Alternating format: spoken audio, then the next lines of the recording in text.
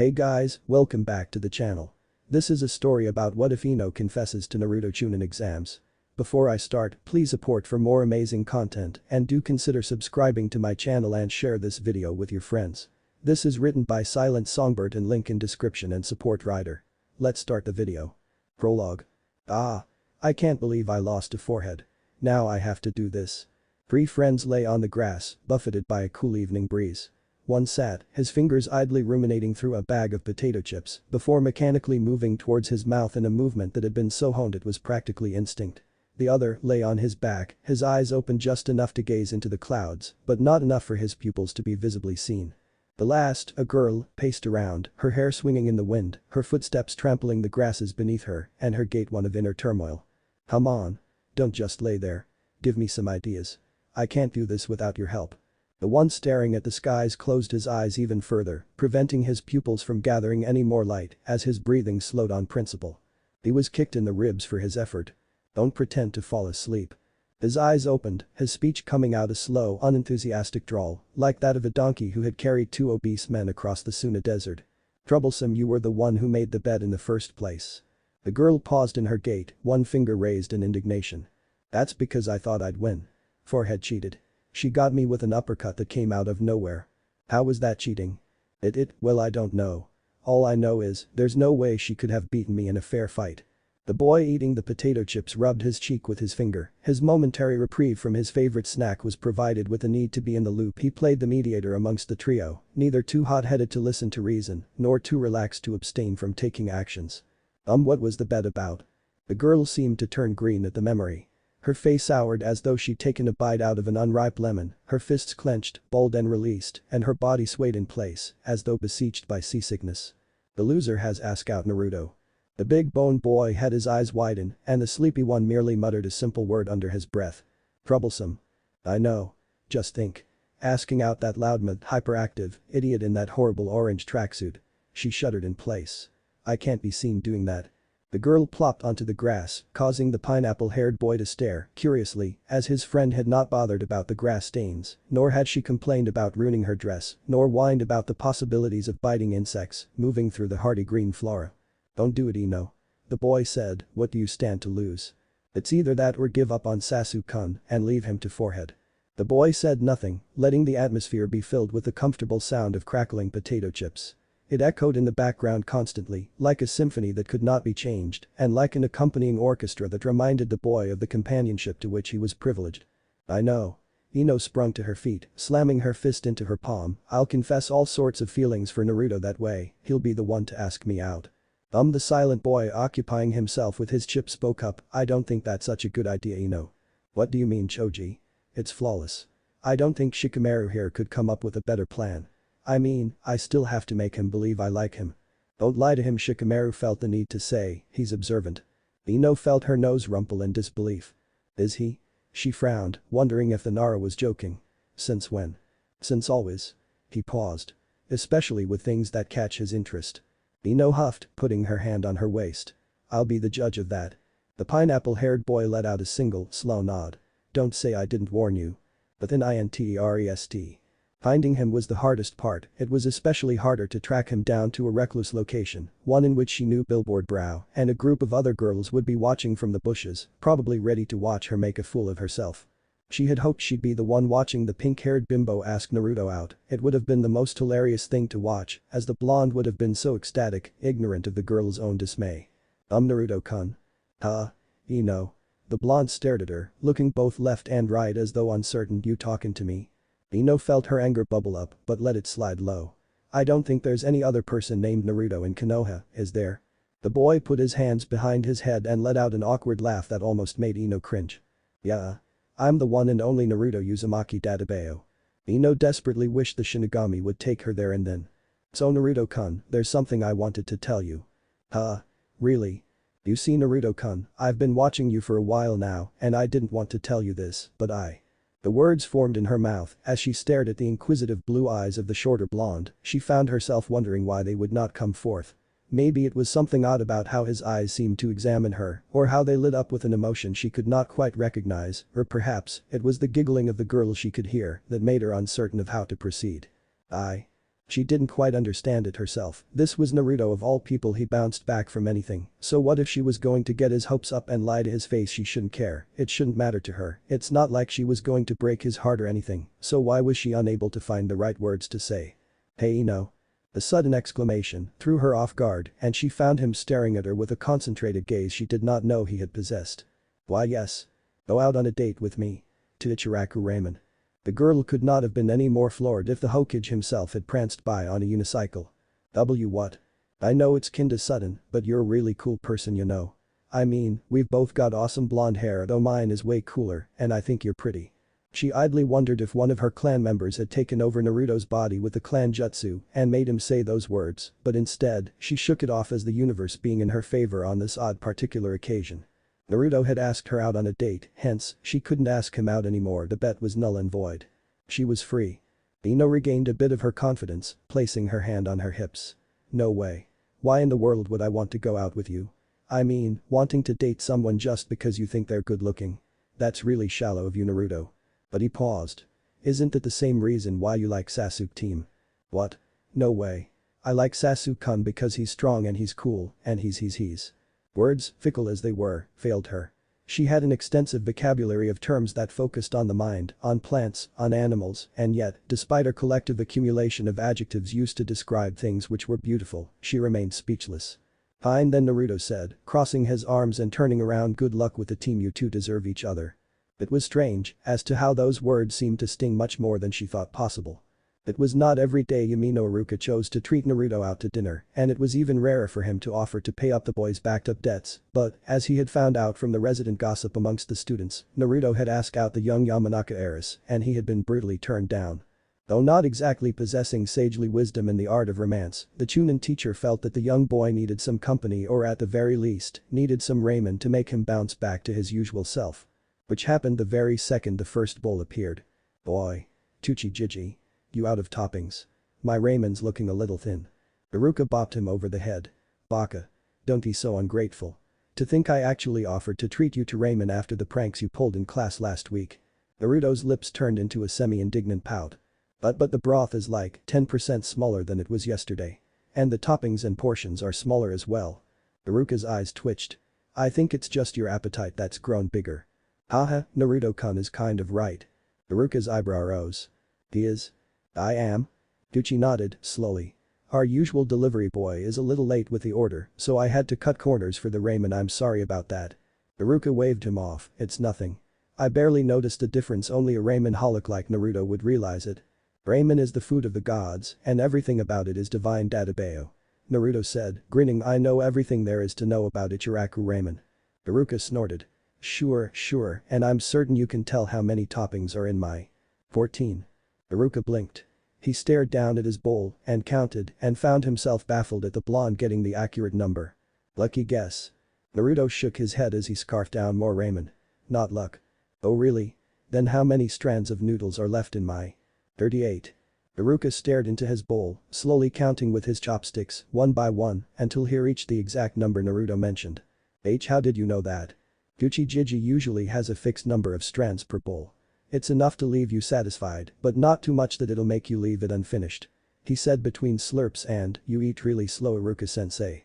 It was ridiculous to know the exact number of noodles in a bowl and the speed required to actually consume said noodles, so Iruka found himself staring at Naruto, his mind trying to comprehend what he had just witnessed.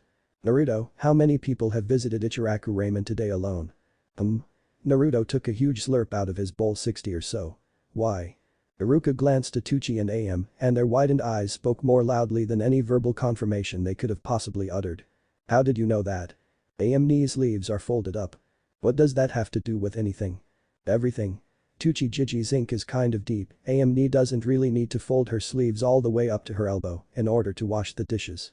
The only time she'd need to do that is when there are tons of dishes available and she's put them all in. She folds her sleeves so they don't fall into the filled sink and get wet, and also to make it easier for her to wash. Iruka's mouth felt dry. But that just tells you that they've been a lot of customers. How did you guess 50? Because Amni has also been cooking, Naruto said. Tuchi Jiji only ever lets Amni join him to prepare ramen when there are more customers than he can handle. And he's no slouch. He can take on 6 at a time, but if it gets too much, Amni helps him out. Naruto paused, placing a hand on his chin also. Today's Monday, so there are usually about 8 or 11 customers in the morning, and around lunchtime, this place is filled really fast, that adds around 20 to 30 customers coming and going. Then after classes are over and in the evenings, there are fewer customers, but still enough to guess around 60. The sound of the kettle blowing was the only noise in the restaurant.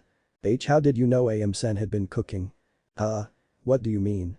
She's got her apron on and everything, and look, those are miso soup stains on them. Iruka found himself feeling lightheaded and slightly dazed, more so when he realized that Naruto of all people and of all his students, was subconsciously using inductive and deductive techniques to glimmer information about things around him, and he didn't even realize it. He took in several deep breaths before he decided to calm himself. Naruto, how many major hidden villages do we have? The blonde boy looked sheepish as he scratched his head too. How is it that Iruka had to calm himself and lower his voice? How is it that you can accurately guess how many customers have visited Ichiraku Ramen and how many strands of noodles are in my bowl, but you don't know how many major hidden villages we have in the elemental nations?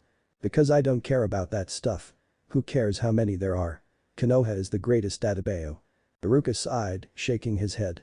Maybe he was just reading too much into things. Naruto spent most of his hours at Ichiraku Ramen and had more hours at the establishment than he probably did at his own home. With so much time spent there, it would explain his ability to pick out all the littlest details and things that happened around there with alarming detail and frightening efficiency.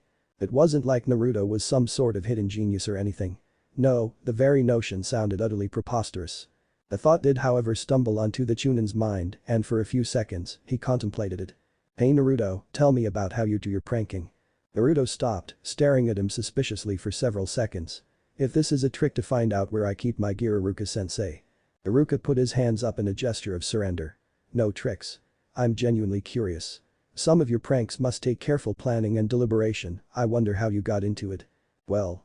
2 hours later, Iruka was regretting his decision to ask. Well, he had been hoping to gain some more insight into Naruto's apparent analytical and deductive abilities. It seemed that those abilities only registered or came up when it came to Ichiraku Ramen or anything ramen related. Instead of finding out more about his student's mind, he was treated to a lecture on the different types of itching powder, the best paints to use for brighter colors, how to carefully set up feather traps, and all sorts of other information that the chunin truly was not interested in. And then, you have to make sure that you wash your hands thoroughly or the itching powder might still be on you. That's great Naruto. Wow, look at the time. I've got some scripts to mark and you've got to get ready for school tomorrow. But I haven't told how to use the rubber chicken yet. Iruka nodded, slowly. No need, you seem to have a mastery of pranking that I don't think I can achieve anytime soon. Naruto blushed before rubbing the back of his head with his arm. Really? Of course. And if you applied those pranking skills of yours to your shinobi knowledge, you might even make a brilliant strategist or trap master someday. Naruto's face furrowed up in confusion. What does pranking have to do with being a shinobi? Well, information gathering, reconnaissance, stealth, and the likes. Instead of, say, planting a stink bomb in someone's house, imagine instead planting an actual bomb or some knockout gas instead. Iruka watched as the gears began slowly turning in Naruto's head.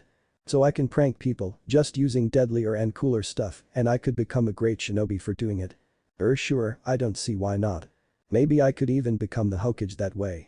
Iruka placed his hand on the boy's head and tousled his hair. Don't get ahead of yourself, Naruto. You'll need to make sure you don't fail the academy this time around and actually learn things. We can't have a Hokage who doesn't know how many hidden villages exist, now can we? Naruto said nothing. Instead, his mind was whirling with ideas and thoughts, and slowly but surely, a small spark of flame had lit itself within him. And that would make all the difference. Iruka loved his home.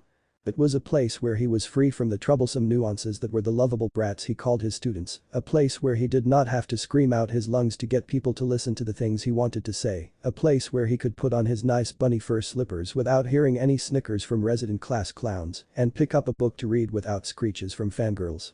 It was the most relaxing place in the world where he could occasionally practice his shuriken jutsu without getting snorts from overachieving black-haired geniuses and could likewise have freedom from the eccentricities of his superior commanding officers. Home was truly a place to be.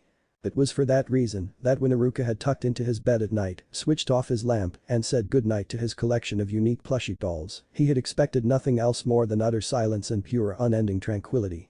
PSST. Iruka-sensei. Iruka's mellow eyes answered with a soft sigh. Of course, his subconscious would choose now of all times to mess with him and give him a dream about Naruto. Oh no, he wasn't going to let his mind win. He'd play along for now and see where this went. Yes, Naruto. You mentioned recon and information gathering. Does that mean it's okay to spy on people in the village? Like say a Hokage? Iruka almost giggled. Like Naruto would actually have listened to what he said and then snuck into his house at 2 AM to ask such a question. The dream was just too funny to be true. Sure Naruto, it's all part of being a good trap master, best to have as much information on everyone as you need. Thanks, Iruka-sensei. You're the best. Naruto complimenting him. Iruka did giggle this time around. Sure. Don't forget to close the window on your way out. I will. There was a shuffle of movement and suddenly, the sound of his window pane closing reached the chunin's ears. It took him 4 seconds for his eyes to snap open as he realized that his dream had been far too realistic. He turned to the window, finding the curtain drawn open, and then he shook his head as he rolled back into bed. It was too much of a hassle to go find the blonde boy and tell him that it was probably not a good idea to try and spy on people in a shinobi village, but he figured the blonde wouldn't get very far in his attempt anyway. Besides, it was Naruto, what were the odds of him sneaking around the strongest shinobi in the entire village? Observation. The active process of observing someone or something carefully in order to gain information. The process of observation was a tool which multiple shinobi relied upon in order to actively succeed in the field. One could even go as far as saying that it was the only thing that kept them alive. An unobservant shinobi was a dead shinobi, and that was a fact. Or at least, that used to be the way things were. Sarutobi Hiruzen sighed as he walked into his office, feeling his legs which had seen the dust of 3 shinobi wars weaken, and he gazed upon his desk with a cornucopia of mixed feelings and emotions. It was a shame, having come from another insufferable meeting made him realize just how much the shinobi world had changed. Back in the times of warring clans era, shinobi were not necessarily the up-and-go supernatural fighters that they were today. No, then, they relied purely on stealth, subterfuge, and assassinations. Living in that era meant always looking up, even when outside in broad daylight and on a large grassy plain several kilometers in length. It meant being cautious about every puddle of mud that you passed or about every shadow that so much as seemed to be moving in a suspicious manner. It meant always making sure you switched your drink with another one before taking it and abandoning any plate of food which your eyes had strayed away from even for the briefest of seconds. Failure to do any of these would often end with one gracing upon the shining blade of the Shinigami and wondering what had happened. The Sandaime Hokage sat, taking a brief sigh as he stared out into the empty office, his table filled with various documents, some half done, others waiting neatly to be signed, from important tasks like changing the Anbu patrol teams to utterly trivial requests, like demanding for a subsidy for kunai traders. Trivial anyway, compared to other papers which had stamps from the daimyo and contained sensitive materials which could and would easily incriminate Konoha for the mysterious disappearances of many of the daimyo's rivals. The man shook his head, partially wondering when and why the days of shinobi had rapidly changed from being creatures of the night to being flashy show-offs, capable of setting forests on fire and utterly remodeling the landscape with their battles. In this era, the prominence of stealth and subterfuge had taken a nosedive, and every young child who entered the academy dreamed of making tsunamis and causing thunderstorms. It was only when reality came crashing down, as many lacked the chakra capacity for such feats, did they eventually settle for more mediocre positions. Alas, the Hokage stopped his musing, realizing that such thought were wasted on an old man like him anyway. It seemed that there was a new generation afloat, and soon enough he would become nothing but a relic. Shrugging, he ensured that there was none of his Anbu in his office, before allowing a small, somewhat excited smile to come up to his face as he stared at the bottommost drawer of his table. He may not often appreciate his students' conduct when it dealt with women, but even he could not deny that the man wrote some very interesting materials.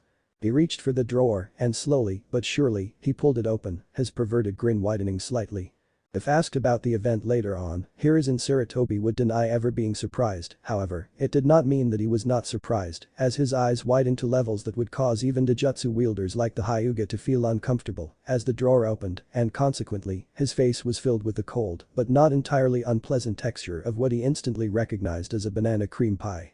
He stared, ludicrous, as the plate of pie slid off his face and landed onto the ground with a slow, methodic thump, and it just so happened that the loud sound triggered the Anbu agents outside who burst in, eyes searching for any intruder. The 2 agents paused, staring at their Hokage, and though Hiruzen could most definitely not see through their porcelain masks, he was certain that they were doing everything possible not to show their mirth. It wasn't every day you saw the Hokage's face plastered with pie.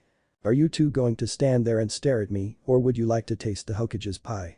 His words seemed to jar them, and it was almost like he was daring them to laugh. Yes, laugh at the man who could demote you to a genin and make you spend the rest of your entire military career scooping dog poop, go on, laugh. Thankfully, they had more common sense than that, and the female Anbu, codenamed Nico, had the decency of handing him a fresh towel. The old man cleaned the cake from his face with the towel before placing it down, his eyes doing their best to refuse twitching and annoyance. There was one person who would actually have the gall, the means, and the motive to think about pranking him, and though somehow he had never been the target of his pranks, Sarutobi Hiruzen was going to make it clear that one does not simply shove pie in the Hokage's face and get away with it. Bring me Uzumaki Naruto. Hi Hokage-sama. His Anbu vanished with a familiar gust of wind that indicated the Shunshin technique, and the Sandaime Hokage let himself sit back with a sigh. He had never had to truly berate or reprimand Naruto for anything before, but there were some lines that could not be crossed. The mere fact of breaking into his office too. Hiruzen blinked. How had the pranking menace entered his office to set up the pie in the first place? It was impossible to do so from the back windows, they were firmly locked and had been so for a while. There was no way his secretary would have let him in, let alone the entire chunin workstation that aided in organizing missions. He opened up the drawer once more, staring at the contraption that was within it, which had aided in launching the pie. A weak string, with some sort of makeshift pulley device attached to the handle, along with a large metal spring. The sting would activate the pulley when he opened the drawer, and the pulley would in turn fire the string. The Hokage wasn't stupid. There was a creeping chill that came upon him once he realized how easily it would have been to substitute the pie for a kunai or the trap for a loaded crossbow, and he would be dead. Hiruzen took in a deep breath, finding his pipe idly laying on the table, before reaching for it, stuffing it with the required fuel, and putting it to his lips, igniting it with a small fire technique, and letting the acrid taste of the smoke permeate his tongue, before he blew it into the air and leaned back into his chair. They were in a time of relative peace granted, and no one would be able to maintain their sanity for too long if they acted as though every single thing and every single one was out to get them, whilst even in the comfort of their own village and comfort of their own office, but had he truly become that lax? It seemed he would need to start training again. The office was filled with a brief poof of smoke, and the familiar blonde menace known as Uzumaki Naruto appeared before him, grinning like a maniac as he was held by two Anbu agents. Sarutobi steeled his features. Naruto. Whatever he was about to say was cut in half by the boy's boisterous shout. About time, Gigi. You ended your meeting way later than normal today. I almost thought the prank failed. Hiruzen was able to dissect the boy's sentences and the semantic meanings he attained from them being heavier than the words themselves. In reverse order, Naruto was outright admitting that the prank was his, then, he was admitting to possessing prior knowledge about the fact that he was in a meeting, and lastly, he was anticipating being called to the office. Hiruzen stopped whatever he was going to say, his steeled features softening for a bit as he shook his head. Why did you put the pie in my drawer, Naruto-kun? The boy smiled as though what he did was not an action that would get people executed in other villages. I wanted to see you. Hiruzen blinked. You wanted to see me? Naruto nodded. Hiruzen looked at the two Anbu, giving them the signal that they could leave, and they vanished in a puff of smoke that left stars in Naruto's eyes. Cool. Gigi, can you teach me how to do that? Hiruzen shook his head. Later, Naruto, for now, explain yourself. If you wanted to see me you could simply just walk in and ask. Naruto gave an exasperated groan. I did try it, Gigi. I usually come by whenever you're not in a meeting, but all I get is, he increased the pitch of his voice to an eerily close resemblance of that of his female secretary, you can't see the Hokage without booking an appointment, or Hokage-sama isn't here right now, or Hokage-sama is currently resting, or shouldn't you be in the academy right now, and all that junk. Hiruzen allowed a small smile to come up to his face. It cannot be helped, Naruto-kun, being the Hokage is an extremely time-taking endeavor. Naruto rolled his eyes and crossed his arms, sighing. Hi, I know, Gigi, you told me that the last time you visited me. The Sandaime was about to ask I did. But he was stopped by the stab of guilt which caught him. He couldn't even remember the last time he had visited the young boy's apartment, but he knew for a fact that it hadn't been in months at the very best and years at worst. Even on the boy's birthdays, he always found himself too occupied to so much as drop in for a visit. Hells, he couldn't even remember the last time he gave him a birthday present. It wasn't exactly neglect, as the heaven knew that he had done his best where the boy was concerned, though, it was not enough. Sometimes the man wondered why Naruto looked up to him with such respect and reverie, heaven knew that he was undeserving of it. He coughed into his hand, searching for a way to dissect the topic. What else did I tell you? Huh? The blonde seemed to stall at the odd question, before scratching his chin. Well, you told me to clean up my apartment, and that one of the steps to being Hokage is being neat and organized. He smiled. I suppose that is true. It's one of those things you'll have to build up over the years. What do I mean? I'm neat. And organized. The Hokage's eyes crinkled in mirth. Really? Hell yeah. My apartment floor is so shiny I could eat ramen off it. He gave a grin before pausing. The only reason I don't is because ramen is too divine to touch the floor. The Hokage let out a small chuckle. He, however, had not lost sight of the numerous questions that were in his head. Naruto-kun, how did you know I was in a meeting? Huh? The ramen addict squinted his eyes in a manner that made him look as though he was a fox. Everyone knows when you're in a meeting. No, they did not. Knowing when the Hokage was and was not in his office was sensitive information, as it would be very easy for an enemy shinobi to utilize that information for a trap, just as Naruto had utilized the information to stage his prank. Just humor me, Naruto-kun. The blonde scratched his cheeks before shrugging. I used to visit the tower almost every day, Gigi. Whenever you're out, you can always see the chunin guys at the front desk lounging off, and when I meet your secretary, she says you're not in or unavailable when you're here. The front desk guys get all super chunin and serious with their work and stuff, and your secretary either says you're tired or I have to book an appointment. Hiruzen's lips thinned, and he made a mental note to question his secretary later, as well as to schedule some impromptu arrivals for his chunin. It was a theory, but he just felt the need to confirm it. Naruto-kun, on Thursdays at 12, what would I be doing? The blonde looked at him. Huh? Well, I guess you'd be out till around 3. Hiruzen's breath stilled. And Saturdays, at that time? Naruto's nose upturned in the air. You'd either go out for lunch or order for some takeout. You never order Ichiraku ramen though, and that sucks, Gigi. It's always either fish balls or onigiri. He could feel his heartbeat rise. How he calmed himself, clearing his throat as his voice became more leveled. Naruto-kun, did you know what I usually order? Naruto frowned. Cause I usually see the chunin who come back in with the takeout. What makes you believe that the takeout was mine? Naruto scratched his chin. It's kinda weird and wrong for chunin to buy takeout and bring it back to the tower and eat it here when they coulda just used the time spent to buy takeout to eat out. Hiruzen slowly nodded. Yes, that's true. Hiruzen watched as the resident prankster seemed to stare at him with something in his eyes, akin to recognition and curiosity, and if the Hokage did not know better, he would claim that the boy's eyes gained a certain level of depth and focus to them, resonating brilliantly in a manner that he had only ever seen from geniuses the likes of Namikaze Minato, Uchiha Itachi, and most frighteningly, Orochimaru. Then as soon as it appeared, it was gone, and the blonde boy squinted his eyes, crossed his arms behind his head and pouted. Oi, what's up, Gigi? I mean, everyone notices these things and it's no big deal, right? The Sandaime simply stared at him, snapping out of his bizarre trance as he realized that clearly the young boy did not realize memorizing the Hokage's schedule was in fact a very big deal. That was not even counting knowing what the Hokage would eat.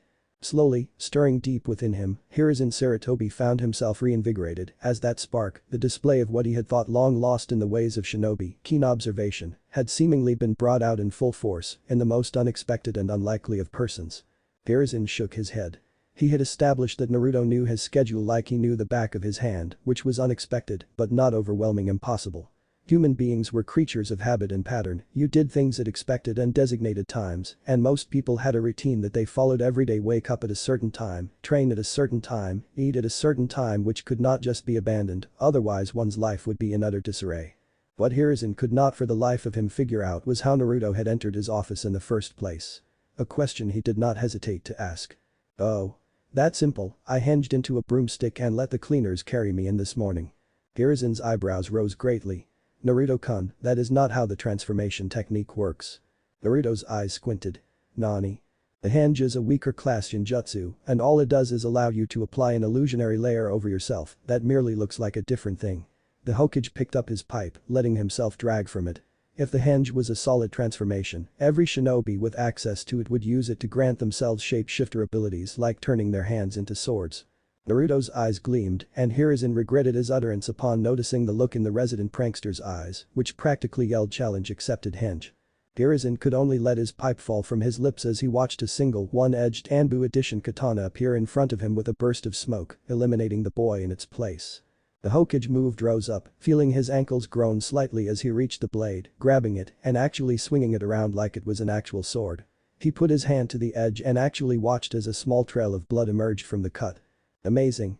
He placed the sword down, and it transformed back into the blonde, who was grinning with an "I told you so" expression on his face. You're oversaturating the technique with chakra. Over what? You have very large chakra reserves, Naruto, as a result, you're oversaturating your techniques. His tone took on one which befitted his title as the professor. Fundamentally, when you oversaturate a technique like, say, a fireball, all you would get would be a roaring wildfire, and likewise when you oversaturate something like a water gun, you would get a tsunami. Of course, this lack of control and precision is expected with elemental techniques, but the henge isn't an elemental jutsu. Hence, all the excess chakra had nowhere else to go but back into the technique, granting the illusion tangibility and giving you the properties of whatever you transformed into, though I highly doubt it grants you the same durability. Hiruzen finished, expecting to find Naruto either looking at him with awestruck eyes or with orbs clearly lost in confusion, but instead, what he found was that same focused look again, one that seemed to wield a surprising amount and made his orbs look like the view of the ocean from across a horizon. But then why can't I make a single stupid bunshin? Shouldn't I be making like thousands of them instead? You are having problems with the bunshin technique? That's the first I've heard of this. The stupid thing is the reason I failed the graduation exam. Hiruzen rubbed his beard as his eyes slowly closed in contemplation. Show me.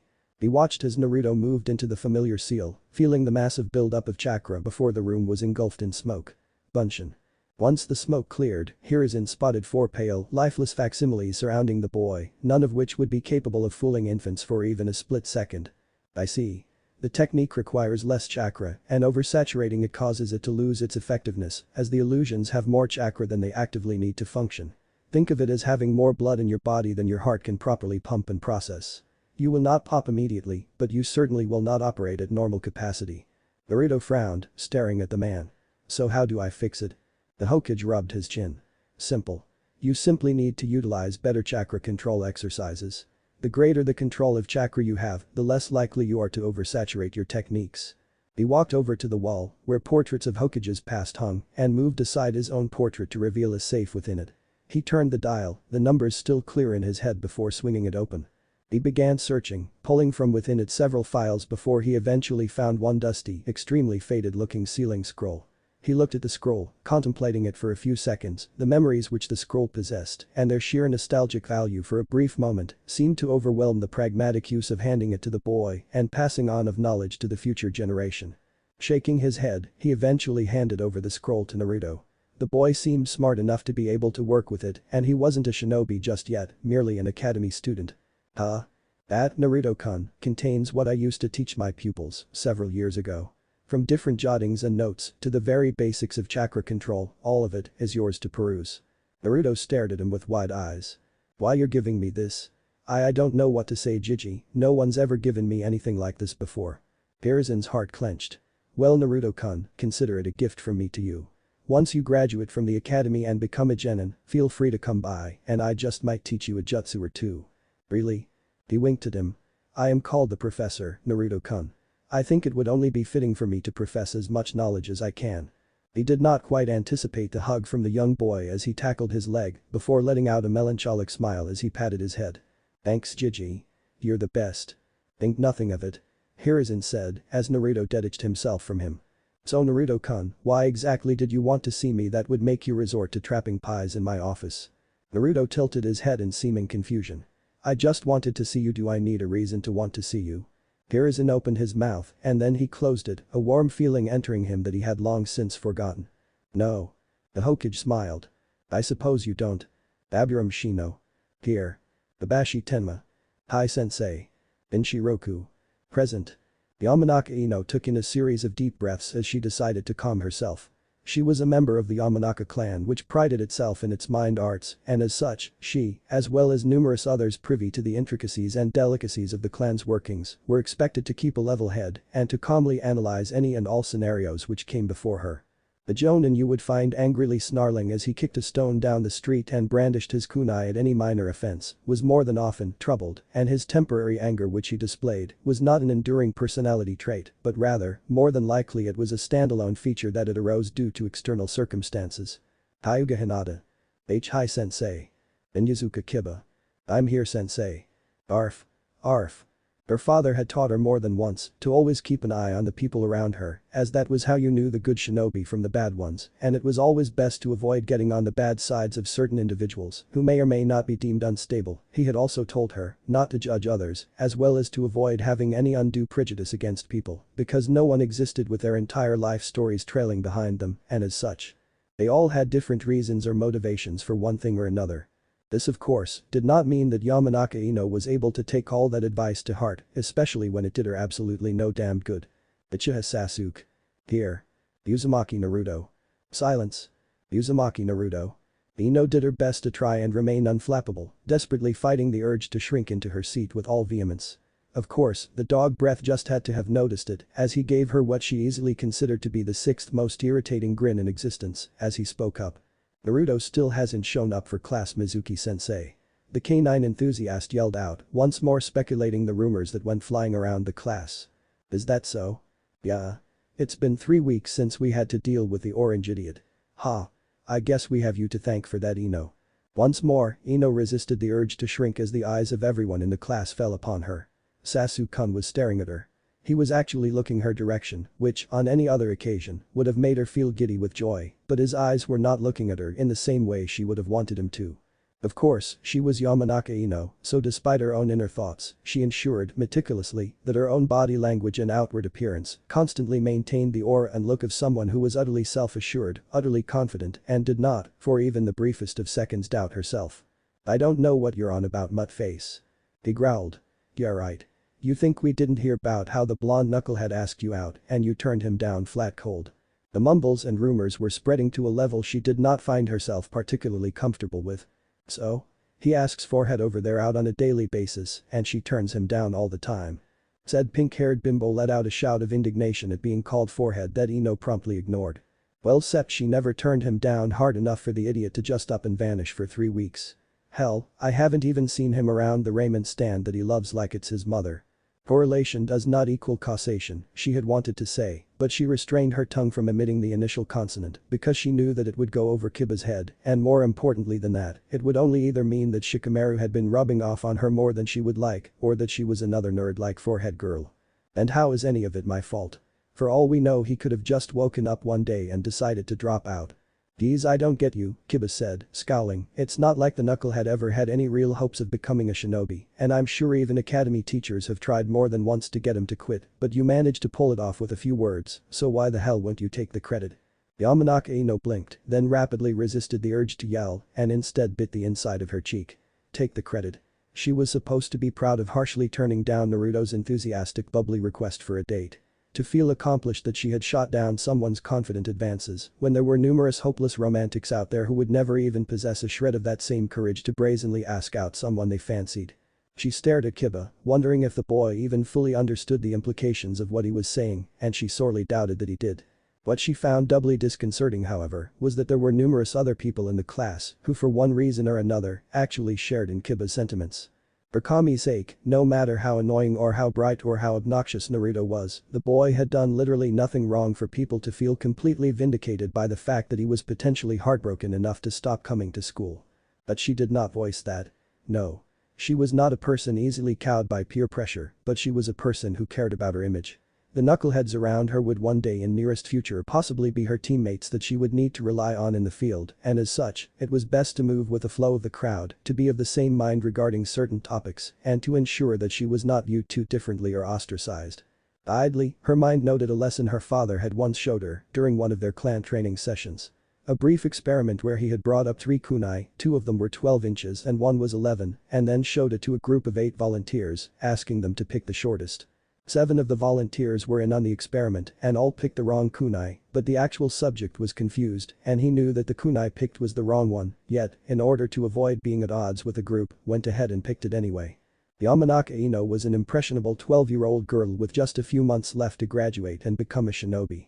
This was true, but she was also the daughter of Konoha's foremost psychologist, who was the head of Konohagakure's torture and interrogation department. She was the friend to a genius with an IQ of 200 that occasionally made rare quips and comments that belied his extraordinary intelligence, despite his outwardly lazy persona. Then, she the heiress of a clan that could casually stroll through your mind like a schoolboy galloping a field of flowers and make your tongue unleash your deepest desires. Even without using their clan techniques. As such, Yamanaka Ino knew exactly what to do. Slamming her hand on her desk, she twirled her hair, placed her hand on her hip and let out a huff, utterly turning away from Kiba's question. Kiba's eyes narrowed, so it's not that you don't want to take the credit. You just wanted us to make you think you didn't care. You were pretending all along, weren't you? Whatever makes you happy, Mutt breath. Why you? Mizuki-sensei clapped. That's enough. Kiba, if you have any problem with Ino, take it out into jutsu practice. Assuming you can. The collection of snickers went up at the room at the slight. It was one time Mizuki-sensei. I lost to her one time. Yamanaka Ino did not focus on any of this however, instead, her mind found itself begrudgingly drifting toward someone with blonde hair and blue eyes. Why had Naruto suddenly asked her out if he was supposed to be infatuated with Sakura? Had he known what she was up to and then did it to save her face? Was that why she found herself questioning her infatuation with Sasuke now and then? She had doubted Shikamaru's words before about Naruto being observant, adding up to another time the pineapple-haired Nara had been right, and Kami knew that if Shikamaru wasn't so lazy, half of their conversations would be filled with "I told you so." Still it just didn't seem to fit. If Naruto was so observant, why was he the dead last? Did graduating and becoming a shinobi not matter to his interests? She found herself biting on the edge of her pen and took in a deep breath. It seemed like she knew what she was going to do after school today, solving the enigma that was Uzumaki Naruto. Assuming she could find him. But in interest. Naruto. There had been a lot of odd things that Akimichi Choji had seen in his life, from vanishing pieces of cake, to people who utterly ruined the concept of a good meal, to even things such as pineapple on pizza. He shuddered. Nevertheless, despite having seen so many odd things in his brief few years alive, he would say that he had never felt more conflicted, nor had he ever felt more uncertain on what to do, when he saw his blonde classmate, Uzumaki Naruto, rummaging through the trash cans of the Akimichi clan compound, more specifically, his trash can. Venison, steak, mutton, why are they so many different bones? I don't even know what this one is supposed to be, turkey or rabbit. Choji awkwardly stopped eating from his famous bag of chips, rubbing his arm in a particular manner that didn't aid in alleviating the awkwardness. It had now been 4 weeks since Naruto had shown up in class, and Ino had been reserved ever since there were some allegations that it was because she had broken his heart that Naruto had been skipping out on school. Choji thought that it was a lot of baloney, but Ino didn't feel that way, and no one knew what to make of the situation. This past week however, the blonde had been seen out of class, doing numerous odd things. For instance, he had been sniffed out by Kiba on one occasion, and after being called out, he admitted that he was planning on pranking the Inuzuka. Likewise the same thing occurred for Shino, and no one knew why he would even want to prank those two. Now however, Choji did not know what to make of seeing Naruto doing that.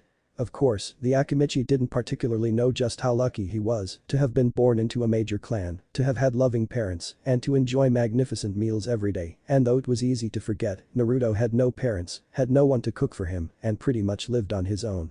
He never truly realized how privileged he was until he saw his own classmate seemingly scrounging for scraps. Naruto, you don't need to eat out of the trash can, we've got plenty of food."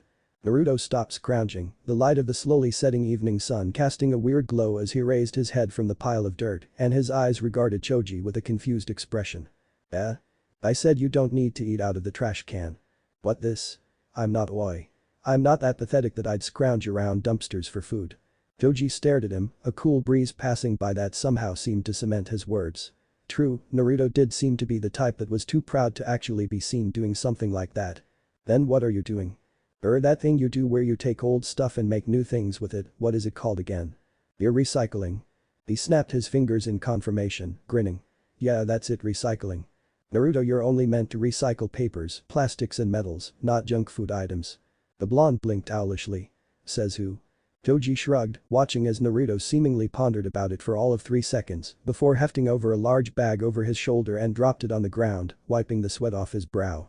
Now that the young Akimichi heir thought about it, he realized that Naruto shouldn't even be in their clan compound, much less searching through their trash. How had he passed the guards and the gate? Haha, this haul was awesome. With this I'm going to become the greatest shinobi that ever lived, Databeo. Choji stared at him with no small amount of confusion. With trash? Naruto grinned. With treasure. Choji was looking at him owlishly. I don't understand. Your favorite chip brand is the Tachino chips. You never buy the really saltier versions and stick to the bags instead of the cans because you hate it when you can't get your hands down in it to get the last ones. Choji blinked. The Chino chips are kinda rare though, really rare, and freaking expensive too. And you breeze through about 6 a day, every day. That's not even counting all the feasts you call dinner. Choji, you're loaded. Choji choked on his potato chip. And not just you, your entire clan is loaded too. I mean, I didn't even know that the Akimichi clan totally owned like half of the farmlands that make all the food that everyone in Konoha eats. But you guys are so cool and mellow that no one realizes that you're the richest clan in MMPH. Choji had heard enough as he proceeded to cover Naruto's mouth, eyes darting left and right as he let out a sigh. Good-hearted boy and avid foodie he was, but he was also being groomed to be the future head of said Akimichi clan, and there were some things that needed to be left under wraps. Yes, the Akimichi clan was rich, stinky damn rich, probably richer than the Hyuga and the Inuzuka clans combined. Of course, the reason why their wealth hadn't drawn undue attention was because they were also the most underestimated clan in Konoha. They were the big friendly giants who simply loved their meals and would leave you alone in peace as long as you did not mention anything about their weight. As such, no one would ever find anything wrong with these people having extraordinary wealth. Of course, the Akimichi found no problem with it being underestimated suit them just fine. Naruto, how did you know all that? Just think about it, Choji. He had a glint in his eye. Garbage tells all. The stuff you throw in the trash can tells way more about you than you can believe. The blonde began counting on his fingers. Iruka-sensei's hobby is woodworking, his favorite drink is cherry juice, and he eats tons of fruits and cooks all his meals himself. Sakura-chan uses 3 different conditioners at the same time, and she's on a diet for now. Sasuke team seems to like tomatoes a lot, and he's a terrible cook. Doji brought him to a stop. It was impressive, unorthodox and greatly breaching the privacy of several people, but impressive nonetheless. Naruto, just how many people's garbage have you scrounged through? The blonde paused for a second before shrugging. Counting you, everyone. Doji almost choked on his chips again. Everyone in Konoha. Huh? No, I meant everyone I know. He gave a proud grin. Wide eye. I think I haven't been at the academy for a while. Doji calmed down significantly at that. So Naruto had been doing recon on every individual he knew. That's incredible. You're telling me? I had to henge into a one-legged cat to fool the Hyuga clan guards and cover myself in puppy piss just to fool the Inuzuka dogs, and don't even get me started on the Aburam and their insects. Akimichi Choji stood, slightly confused, slightly impressed, and a little bit annoyed at the fact that Naruto had somehow chosen him for last, until he reminded himself that technically what Naruto was doing was a huge breach of privacy, though he seemed not to realize it or care. Doji contemplated if he should tell Naruto that it was somewhat not exactly illegal, just a teensy bit immoral for him to go through other people's trash. And again, it was garbage. People rarely gave much thought to their garbage, and they probably did not realize that what you threw away could tell a lot about who you were, what you did, what you liked and what you ate. Somehow, Naruto had figured that out. But why? Huh? Why are you going through everyone's garbage? At that Naruto grinned. It's for my bingo book. Why or what? You see, Hokage gave me this super cool scroll that he used to teach his students and stuff, and when I looked through it, I saw that his students left all kinds of doodles and drawings and jottings all over it. Naruto heaved the heavy bag of garbage on his shoulder. So one of Hokage's students, this guy called Maru, jotted down that he had always wanted to gain complete information about all his nakama in Konoha. Said he'd started working on it and had his own bingo book and stuff, but never completed it. Naruto rubbed his chin. Was a bit weird though, there were stuff about blood type and searching for bloodlines and stuff, but I thought the general idea would be awesome. I mean, if I'm gonna become the Hokage, the leader of everyone, I've gotta at least know them right. At this he frowned. But people don't really talk to me for some weird reason. Stupid teams must just be jealous of my awesomeness. Databeo. He said with a grin, so I recycled their trash and used the stuff I learned to fill up the book. Doji wanted to tell him that some people were averse to talking to him because of his general orangeness, but he didn't have the heart to do so. Plus, I'm working on being Konoha's greatest trap specialist. I'm going to use my pranking skills to become the greatest shinobi in the world. Believe it. So I kinda need some of the trash to help build up my arsenal. Brilliant. It was a word which had an amity of meanings, each one more elevated than the last. Placing those who were referred as that word was to place them on a magnificent glass pedestal, and Akimichi Choji had not assumed that he would be running into another individual that could leave him as odd as his best friend Shikamaru. He found it even odder, considering that he was attributing this word to Naruto of all people, and though the boy did not realize it, what he had done, what he was doing was sheer brilliance. He was considered the dead last, but most likely he was the one taking their future occupation as shinobi the most seriously. Ah. I've got to run. Higurashi weapon stores usually toss out some old rusty kunai and metal I can use around this time. See you around, Choji. Choji blinked, drawn from his reverie as he realized that he had just found the elusive boy that his friend had been trying to track down for the past week with no chance of success. Wait. Naruto, Ino's been looking for you. The boy was gone, leaving Choji standing in place and conspicuously staring at the garbage pile. A mere pile of garbage that had made Naruto of all people easily realize the not-so-hidden secret of the Akimichi clan. From now on, no more leftovers. The sound of crackling potato chips and hearty receding footsteps echoed off into Konoha's twilight. What was the difference between intelligence and wisdom? This was the question Yamanaka Inoichi asked himself as he plopped down on his couch, a tired sigh on his lips and a long-worn furrow on his brow, just now finally concluded from a long day at the office. Some would say that intelligence was possessing knowledge. An intelligent person had the savoir-faire of numerous different fields or areas, such as someone who had memorized entire aspects of a thesaurus, or someone who could calculate complex mathematical figures on the fly. Then, they would say that wisdom was possessing the ability to use said knowledge in the adequate scenarios to achieve the optimum result. Except, that was not true. That was the relationship between intelligence and wisdom and not the distinction. Intelligence and wisdom were somewhat separate, as one could be wise, in the manner of an enlightened monk or spiritual individual, but they would not be smart, such as monks that could neither read nor write. Likewise, one could be smart, possessing a great deal of knowledge about numerous aspects and fields, but not necessarily wise. For instance, a scientist who chose to give his children extremely efficient meals and prevented them from eating sweets because he knew the health detriments, but was unable to realize that his children would never understand his perspective. Unfortunately, it seemed that people regarded intelligence on the higher spectrum than wisdom. Konoha was gradually running out of wise young shinobi, and instead, they were breeding geniuses. If only his beloved village could have a Saratobi Hiruzen for every Uchiha Itachi and Hada Kakashi, it would be so much better off. Unfortunately, most levels of wisdom came with experience, and as such, those greatly in need of it sorely lacked the access to it. Shameful as it was, Inoichi knew full well that his village was filled with people lacking both intelligence and wisdom. Most obviously would be the civilians first, who would willingly let their children sign up to the academy, fooled by the romanticized ideal of the Konoha Shinobi Corps. They were nothing but glorified child soldiers capable of taking on full-grown men twice their size, but child soldiers no less. Most of them would not live to hit 30, and those who did would be so scarred by the things that they had witnessed and performed that they could never live normally ever again. But the will of fire burned strong, how strong it burned indeed. Fire was the one thing most capable of bringing unlimited destruction to leaves, yet not a soul had noted the irony. Konoha's head of T&I shook his head as he let out a deep sigh. The question and deliberations had not struck him on some utterly odd whim, and he was not usually someone to start thinking about such topics, but perhaps the reason the question had struck him had been because he had been watching his daughter recently. Ino was his pride and joy, and of course, he had done his best to lavish his little princess the way any father would, but he made sure he never cosseted her too much, especially if she wanted to be a kunoichi. He was initially adamant against her decision to even enroll, but he had no choice. Had his daughter said she wanted to become a horticulturist or a botanist or a psychologist rather than a kunoichi, not a single soul in the world, dead or alive, legend or nightmare, would have been capable of forcing him to tell her otherwise. But of course, his daughter wanted to be a kunoichi. He had no choice left but to respect her decision or lose her love and respect forever.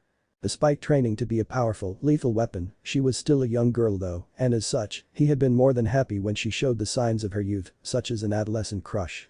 His only wish was that Ino would have at least picked a crush that was not so mentally scarred, but in the end, he had left her to her own devices. Until now. He had begun noticing in the past 4 weeks how much his little princess was changing. There had been a little bit more interest in the way she listened to his tales at the office, and as he explained to her bits and pieces of the psychology that people took for granted. Then of course, the frequency at which she mentioned the Uchiha's name had hit a sudden decline. Whereas he could have previously counted a minimum of 16 counts per day, it had dropped to a mere 5, and each time the topic was brought up, she bit her lips, her eyes furrowed, and her nose rose, just a smidgen. Something or someone had made her re-evaluate her infatuation, and she was inwardly conflicted. He would usually leave the issues of boys to her mother to handle, not because he was inept, but rather because he felt there would be more of a bond between his wife and his daughter, discussing over such sensitive feminine issues. Of course, when she began leaving the house and returning each day, looking more tired and frustrated than the previous, he decided to intervene. Ino-chan, is there anything bothering you that you want to tell me? She had pursed her lips. Well. Her hesitation alone was not a good sign. I think I did something to someone that might have been kind of bad, and I've been trying to find them to apologize or explain or something but. Inoichi eased her. Calm down Ino-chan, go gently, from the start. She frowned. What do you do when someone just changes? Does things they've never done before? Or if their actions don't match what you know about them? Inoichi rose an eyebrow. Is this about a boy? Ino sighed. Yes, daddy.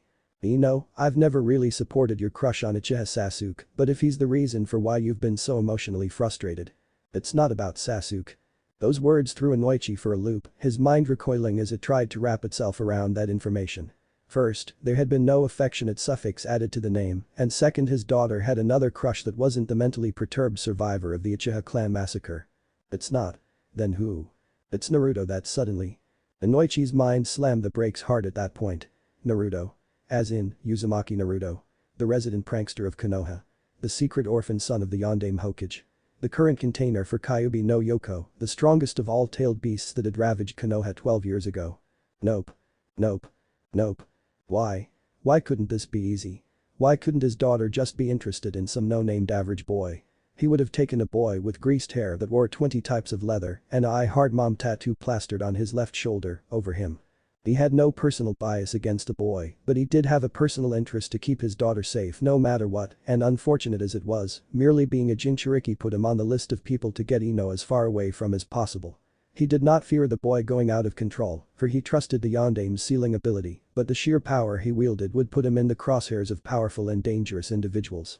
Individuals that he did not want 1,000 feet near his daughter. He needed to defuse this situation very carefully. Ino-chan, you said. Naruto suddenly did what now? He asked me out. He what? I know. That was my reaction too. He spent half of the time in the academy pestering Sakura for dates and she turns him down and then all of a sudden, he just asks me. Why? Why all of a sudden and then the way he did it? She abruptly stopped and Inoichi's eyes narrowed. There was information that his daughter was intentionally keeping out of the discussion. Anyway, Shika says that it's because Naruto is actually really observant when he's dealing with things that catch his interest. He did. Inoichi knew that Nara Shikamaru was just as astute as his father, perhaps even more so, but he was lacking in the much-needed wisdom that would probably make him surpass Shikaku. He did, but it doesn't make sense. If he's so observant about stuff, why do his grades suck so much, and why is he the dead last? Inoichi swore under his breath. Champing breadsticks.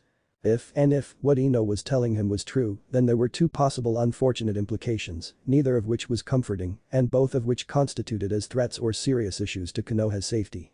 The first implication was that Uzumaki Naruto was intentionally downplaying all his skills and abilities, for whatever possible reason, and depending on how observant he truly was, it was more than likely that he knew who his father was and what was sealed inside of his stomach, yet opted to keep it to himself.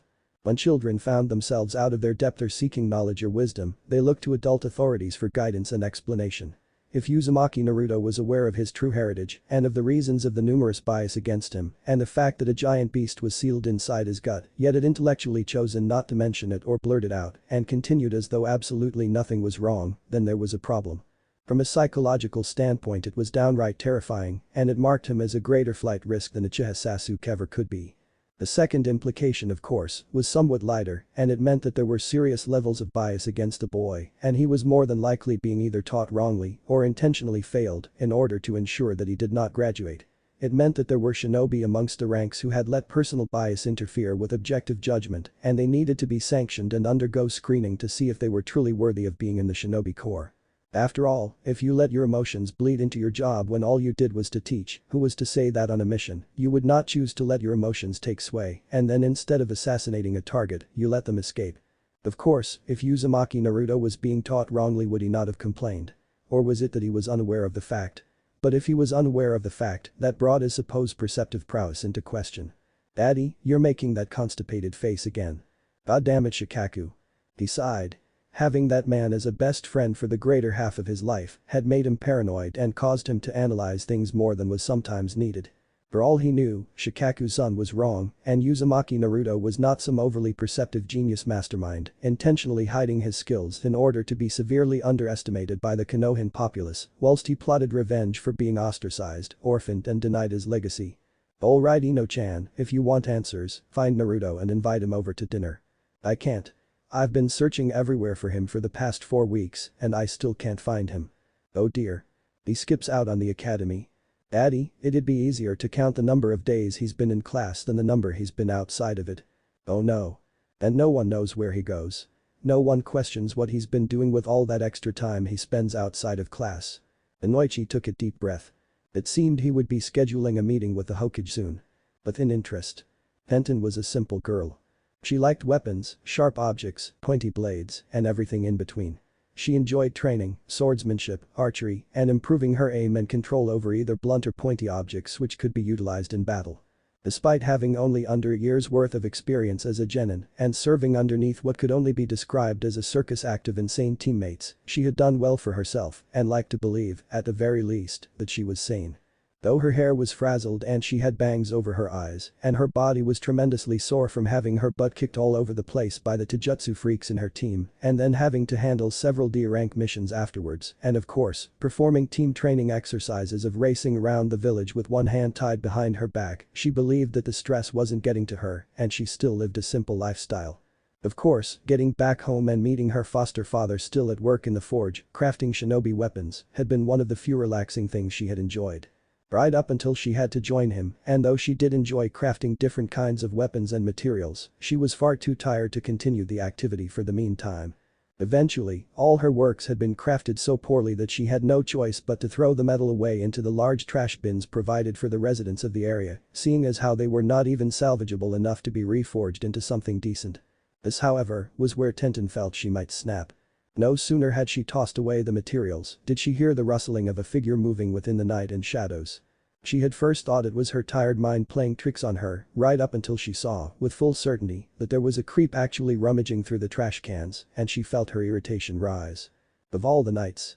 She reached for her holster, drawing 3 shuriken.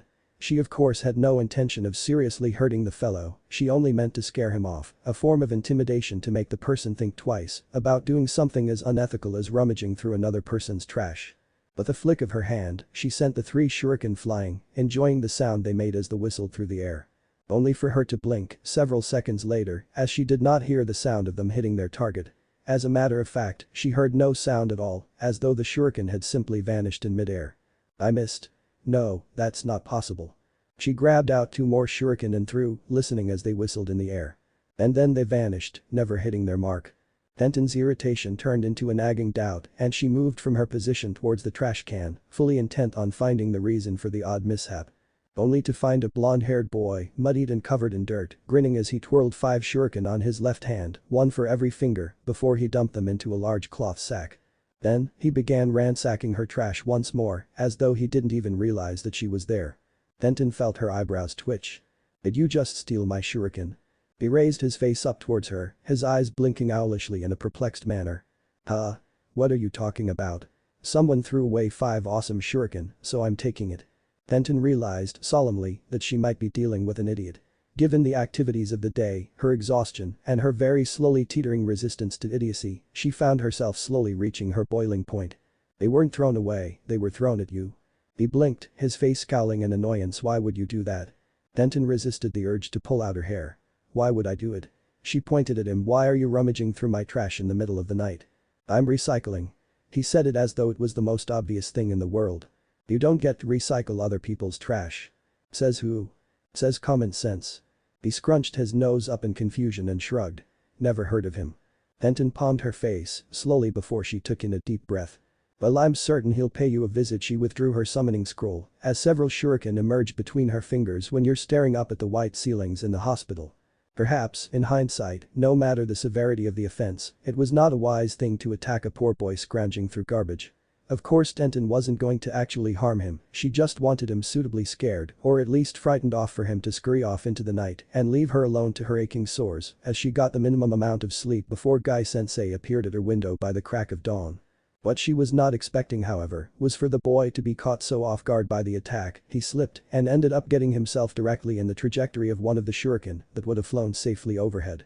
Tenten could feel her heartbeat race as she watched the shuriken race towards the boy's eyeball, and she could already see her kunoichi career come to an unfortunate end, as one mistake would lead to her killing some poor hapless kid. Then, the boy leaned forward and twisted his head. Tenten was not a completely religious person, but even she would question if Kami had been the one to interfere on her behalf, as she watched the mysterious young boy headbutt a thrown shuriken with his goggles, somehow hitting it at an angle that was flat with the exact amount of force at the exact needed time. Then she watched as the ninja star ricocheted off his head and struck another one that was mid-flight, which was then sent barreling straight towards her, streaking past her cheek and leaving a cut as it whizzed by. Her jaw detached. Jiga. I'm so sorry. He dashed over to her instantly, and it was only then that she realized that there was a wet feeling on her cheek, her hand gently traced over it, and she stared at the redness that stained her fingers. Omen. I didn't mean I. She grabbed his hands, and the boy let out a shudder, expecting a stern reprimand. What he got instead was her staring at him with stars in her eyes. How did you do that? Her bleeding cheek was a mere scratch, and she had definitely endured worse at some of Rock Lee's kicks, so there was no need to get worried about it. What did draw her attention was the feat that she had just seen. Eh? Do what? That. This. How did you headbutt a thrown shuriken in midair and redirect it enough to bounce off another one? That sort of innate shuriken jutsu skill was outright insane. It took key focus and concentration to pull something like that off, and even after a year of practice, Tenten could only so much as bounce one shuriken off another enough to go in a small weak curve, whereas her goal was to learn how to endlessly ricochet them back to back, to the point she would be able to make them go in a perfect circle if need be. It's a secret. A great secret from the one and only Uzumaki Naruto. Besides, he pointed his finger accusingly at her, you threw shuriken at me. Real ones. You were trying to kill me. She grimaced. They were supposed to be warning shots, but that was wrong of me to actually throw real shuriken at you, without knowing if you were a civilian or not, you could have gotten seriously hurt. She bowed her head. Guy-sensei's teachings echoing her that no matter who you were dealing with, an elder or younger one, you had to be able to accept when you were in the wrong and own up to your own mistakes. I'm sorry. The boy seemed genuinely stunned, then, he let out a long grin as he coughed and rubbed the back of his head. Ah, shucks, don't worry about it. You were probably just tired from all your training. I get cranky too when I haven't really slept. He coughed again. So I guess we kinda got off on the wrong foot. I'm Uzumaki Naruto, future greatest Hokage of Konoha. His hand extended. Tenten almost wanted to laugh at the words, but then they regarded the tone in which he said it. It wasn't just some open, empty statement, no, it possessed the same level of conviction that Lee had whenever he said he would beat Neji, or the same level of belief that Neji had when he said that Lee's fate was determined. It was the same factual manner that Guy-sensei said he was the greatest Taijutsu specialist in Konoha, and the same manner in which she had said she would become a strong kunoichi. She smirked. Tenten, future greatest weapons mistress of Konoha. They shook, and he once more flashed another grin. You know, you're the first real genin I've met and you're pretty cool. If all genin are like this, I can't wait to get my headband too. She blinked. Once. Twice. Thrice. You're an academy student. Yeah. What did you think I was? An extraordinarily gifted street rat looking for stuff to pawn in other people's garbage. Boy. It helps that you're wearing that horrible orange jumpsuit. What kind of aspiring ninja wears orange? Oh, don't mock the orange. And what is that posture? Is that a taijutsu stance or is the ground recoiling from your sexual advances? Oh, Tenten sighed. Alright, looks like we're going to have a lot to work on. Work on what now? Tenten cracked her knuckles. You probably don't know how you pulled off that trick with the shuriken, but I know it's not luck. I'm going to figure it out how you did it and repeat it if it's the last thing I do. Naruto blinked. What? It was early, ridiculously so, as the sun was just peeking through the horizon and the atmosphere was still chilly and filled with morning dew. Despite this, the Sandaime Hokage, Sarutobi Hiruzen, was in his office quite earlier than most. This was because he had a meeting scheduled earlier than normal, but he would not deny that upon hearing that Yamanaka Inoichi had requested a meeting, he was expecting a more serious topic than that of Naruto. Still, he would give Inoichi the benefit of the doubt, considering the extenuating circumstances, it was not entirely the first time a clan head had approached him about the blonde. What do you know about Uzumaki Naruto? Sarutobi Hiruzen would have found this question odd and then laughed at anyone who actually had the impetus to ask him such a question. Except, when it came from one of his most trusted shinobi and the appointed leader of his T&I department, then it became another issue entirely. He responded what he knew about the boy, his parents, his background, and of course, the secret that was sealed into him. What do you know about Uzumaki Naruto personally? But that question came some guilt as he had not invested much time into the boy's life and affairs, but what he did know was that the boy had a fondness for ramen, a penchant for pranks, was often loud and boisterous, and wished to become the Hokage of Konoha. What else? What else? Well. That is. The Sandaime Hokage of Konoha found his lips furrowing into a sad thin line. That was, as a matter of fact, all he did know about the boy. Hokage-sama, what if I told you that those qualities you mentioned are what everybody knows about him and nothing else? Hiruzen's nose rumpled. What? Yesterday, Hokage-sama, I met with his Chunin Academy instructors, and before that, I met with a select few of his classmates, and likewise still before that, I met the owners of the Tuchi ramen stand. All of them, every last one. When I asked them to tell me what they knew about Uzumaki Naruto, they recounted these exact same 3 things. The Yamanaka Inoichi raised 3 fingers. He loves ramen. 1 finger down. He likes pranking. Another finger down. He wants to become the Hokage. The Sandaime Hokage placed his hands on his desk as he gave Inoichi a stern but contemplating look. Had this been anyone else other than Yamanaka Inoichi, he would have stopped listening and waved off their concerns on accounts of blatant paranoia and some hidden bias against Naruto. However, Yamanaka Inoichi had known Namikaze Minato, and the 2 blondes had been friends and comrades, to the point in which they had sometimes worked on the same team. Even more, Inoichi had also known Uzumaki Kushina, and the man was definitely not someone who would ever have any form of bias against her son, somewhat considering the fact that just as Uchiha Mikoto had supposedly possessed some childish infatuation with Minato during their academy days, so had Inoichi possessed the same with Kushina. Not that the Hokage listened to or cared about such things, as it was merely the freedom of youth. I do not see where the problem lies, Inoichi. The problem, Hokage-sama, is that we are human beings, not one-dimensional cardboard cutouts. It is impossible for one person to only have 3, and just 3 features about him that makes him memorable, to only have 3 aspects to his personality and character. Inoichi shook his head. To put this into perspective, Hokage-sama, what does Uzumaki Naruto do when he is neither pranking people, nor eating ramen, nor declaring his desire to steal your hat? Where does he go? How does he spend his time outside of classes when neither pranking nor eating? What does he do after a long and exhausting day?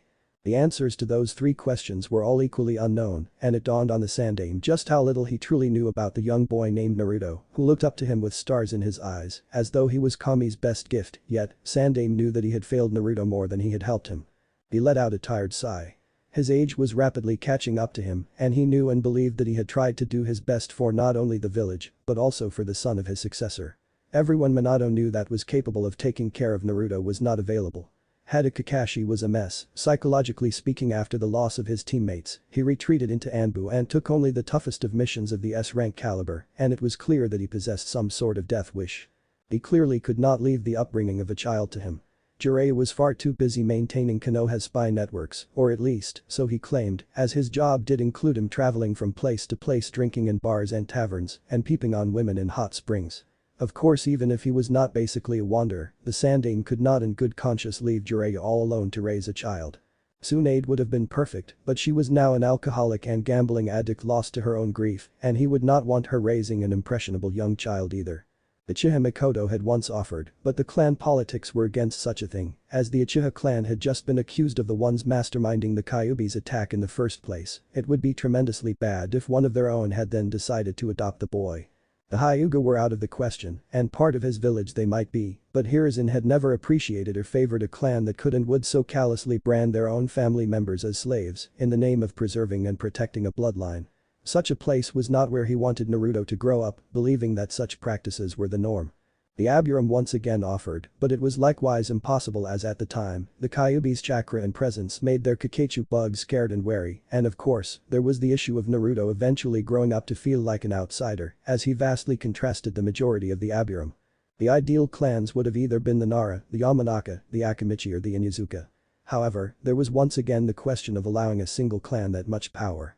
It was not viewed as a clan attempting to train and foster the son of their hero, rather, as a clan potentially raising and shifting the loyalty of a Jinchuriki away from the village and into their own hands. And so, Naruto had grown up unloved and uncared. Hokage-sama. The aged man was drawn from his musing, and he shook his head, letting out a long sigh. I believe we should let sleeping dogs lie, Inoichi. What? If you are worried about Naruto-kun's loyalty, I can personally assure you that Naruto is loyal to Konoha without measure. I can see it in his eyes, in his movements. He would be the last person in the world to betray Konoha. But Hokage-sama. This is my final decision, Inoichi. For Kami's sakes, let the boy be. Once he graduates from the academy, then you can conduct whatever tests you wish during his psych evaluations. Yamanaka Inoichi let out a deep sigh, and Hiruzen watched as the man gave a salute. Hi, Hokage-sama. Now, is there anything else you wanted to speak to me about? Nothing of any real value, Hokage-sama. Except to perhaps look into the academy instructors to find if indeed there are chunin intentionally sabotaging student scripts. Hiruzen slowly rubbed his beard. He knew that there was always that possibility for chunin instructors to be visibly biased against Naruto, but he had hoped that it would be of a minuscule level of simply asking him more questions in class rather than giving him unfair grades. He could not go out and start rooting every chunin that was biased against a single student, otherwise that would make it appear as though he was the one being biased against them. Alright. I'll have an Anbu team look into it. Anything else? No, Hokage-sama. Dismissed. The leader of the only naturally blonde-haired clan in the entirety of Konoha nodded and utilized the Shunshin technique to leave Hiruzen's office, making the aged Hokage sigh once more as he leaned into his desk. It had only been a month since he had seen Naruto last and given him that scroll, and he had not seen or heard from the boy at all on any other occasion. He knew he was busy, and he knew that he also had to think of the lives of the other villagers and of his shinobi, but Naruto was simply that breath of fresh air that was perhaps often needed. Of course, there was also the small, disconcerting part of him that realized that what Inoichi said was somewhat true, as he knew very little about what Naruto did or where he went to in his free time. He was about to call the Anbu, but he stopped halfway before he did so and let a small contemplative smile come on his lips instead. Rather than summon Naruto into his office, it was best to make it into a surprise. He swung on his coat and hat, placed his pipe into his mouth, and then prepared himself to move forward and once more allow the professor to grace the streets of Konoha. Perhaps had he not been so preoccupied, he would have noticed the tiny curved insect that had been perched at his window all the while. He would have seen as the bug's eyes zoomed in and out on his form before eventually taking off into the sky, flying low through the air and free from the threat of birds, before eventually landing on the hand of a certain individual. What does it say? Yamanaka Inoichi believes the Kyuubi Jinchuriki could constitute a flight risk due to how little is truly known about him. Danzo-sama must hear about this. The two figures gave each other a nod before vanishing once more, unseen and unheard, as phantoms in dawn. With an interest. Tenten had always wanted a cute little cowhide. There was the appeal to picking up a junior that she could buy sweets, pet, pamper, and have him or her help her sharpen her weapons with a big loving smile. Perhaps it came with the fact that she had been the Nichan of the orphanage she had grown up in, not in the motherly, caregiver sense, but in the tomboyish "you mess with me, you enjoy the taste of sand" manner. Her somewhat crass manner and a slight tendency for violence had probably what had inspired her obsession with blades and weapons of all sorts, and it of course helped that she thought playing with dolls was the most ridiculous thing in the freaking world. She still remembered the first doll she had been given, considering the fact that she had given it an extensive surgical process by retrofitting the hands with sewing needles and the legs with scissors. Of course, the other girls had not appreciated the beauty of Princess Scissorhands, abbreviated to Seeheim, the scissor-handed, needle-legged princess doll. Then, she had not understood why the orphanage's matron had been so appalled. Seeheim was far more useful that way to help in cutting and sewing together what little clothes they had possessed as of then. Regardless, the weapons enthusiast wanted someone who was also equally passionate and shared a love of the sharp and pointy. Of course, this was somewhat of an idealistic wish that she would sigh and ponder than something that she ever saw coming into fruition. Right up until the moment that she had found Uzumaki Naruto and taken him under her wing. Except, well, Uzumaki Naruto was not the cute little cowhide she wanted, but quite possibly the one she needed. Come back here you. Assuming she did not kill him first. I'm sorry. Hello sorry, I'm Tenten get ready to eat pointy metal. As it had turned out, she really wanted to find out if she had been a little bit too enthusiastic in seeing his display, and then she wondered if it was mere simple dumb luck that had saved her career as a kunoichi from coming to a terrible end. So of course, she had needed to confirm that hypothesis by recreating the scenario and seeing if indeed Uzumaki Naruto could curve and redirect shuriken with a headbutt. Of course, this time around she had tossed rubber shuriken at him because attempting to use the real ones could most possibly end in disaster. The results had been outstanding. 7 out of 10 times, Uzumaki Naruto had successfully pulled over ricocheting magic tricks with the shuriken that were thrown at him, and 7 out of 10 was a very promising result. So then, it came her own turn to practice and see how to pull of the same tricks, and she had asked him to stand and toss the rubber shuriken and kunai at her. She had closed her eyes, took in a deep breath, and then steeled her gaze as he said he was going to launch, only to open her eyes and see a rubber chicken flying through the air. She was not kidding. A rubber chicken. With its beak out in front and its wings spread to the sides like an eagle. She had been so stunned at the sight of the flying avian toy, she could not react when it had smacked beak first into her eye and sent her tumbling to the ground. Chicken 1, Tenten 0. Of course, Naruto's cacophonous laughter had merely added insult to the injury, which led to her current situation of her chasing the blonde around the field while her unloading the full wrath of her weaponry. Was it overkill? Maybe. But you try explaining to Mido Guy, Rock Lee and Hyuga Niji that the reason you now had a large black eye was because an academy student clocked you in the face with a rubber chicken. She grinned as she caught a hold of the fleeing blonde's legs with her kusarigama, the chain tying neatly across his left ankle, as she jerked the chain back and proceeded to quite literally reel him in, as though she was a fisherwoman on a croaky old boat in the middle of a vast lake. Well, look what we've got. The catch of the day, the famous orange flopper. She grinned as she watched him futilely scrape his nails against the grass in an attempt to escape. Eventually he just stopped bothering and let himself be dragged until he came to stop directly beside her foot and she gave him her kindest grin. You know, I kind of feel really bad for fishes right now. She rose an eyebrow. Just for fishes. No. I mean, yes, I mean well, you know what I mean, but I kinda also don't know what I mean. If you were any more eloquent I'd need a dictionary. He gave a sheepish grin. That black eye goes really well with your hair Tebeo. I'm not taking fashion compliments from someone who thinks wearing a blinding orange jumpsuit in the forest is a good idea for a shinobi. She sighed as she shook her head, paying little heed to his chant about how orange was the best. The sun had barely peeked over the horizon due to both of them arriving bright and early for the training. Dressed in her training clothes that was more or less a refitted martial arts guy rather than her normal attire, she really shuddered when Naruto showed up, fully clad in his orange glory. That jumpsuit had got to go, staring at it was making her already aching eye ache even more. Speaking of which, how in the world did a rubber chicken have enough force to give her a black eye? For Kami's sakes, the only thing that was capable of doing that was one of Rock Lee's punches or kicks, but of course, Lee was a gentleman at heart and his attacks never aimed for her face. Wait, why in the world do you even have a rubber chicken in the first place? Naruto had stopped listing off the vague uses and benefits of the color orange to stop and gave her a stare. Oh yeah? That. I want to become a trap master Dadabeo. She blinked. What? Was this providence? Was the fate ouch onto something when he kept insisting that there was a divine will in place for each and every being? She shook her head, heavens forbid Niji was right. You want to become a trap master, meaning you want to become a shinobi that uses traps to fight. He gave an enthusiastic series of nods. I don't see that working out well for you at all. What do I mean? She pinched his cheek, dragging it, only to blink as she realized that the whisker marks felt like grooves in his skin and as he gave an incoherent grumble. What I'm saying chicken man is that you look more like someone fit for flashy ninjutsu or taijutsu. She grinned. Though mostly ninjutsu, because you need to grow about a dozen couple of more inches to make sure your opponents don't lose sight of you in a taijutsu brawl, chibi. Boy. I'm not short. And the Hokage is a young bachelor with women vying for his attention. Naruto frowned, he opened his mouth for a second as if to say something, but then changed his mind and closed it as he grinned. I don't think Gigi would find that funny. She shrugged. His inability to see the comedic value doesn't mean it's true. Naruto gave another wide grin. Well, it was true once upon a time. It's not like Hokage Gigi was born old. Tenten sighed. You're missing the point. Being an ensnarement specialist is something that takes time, dedication and planning.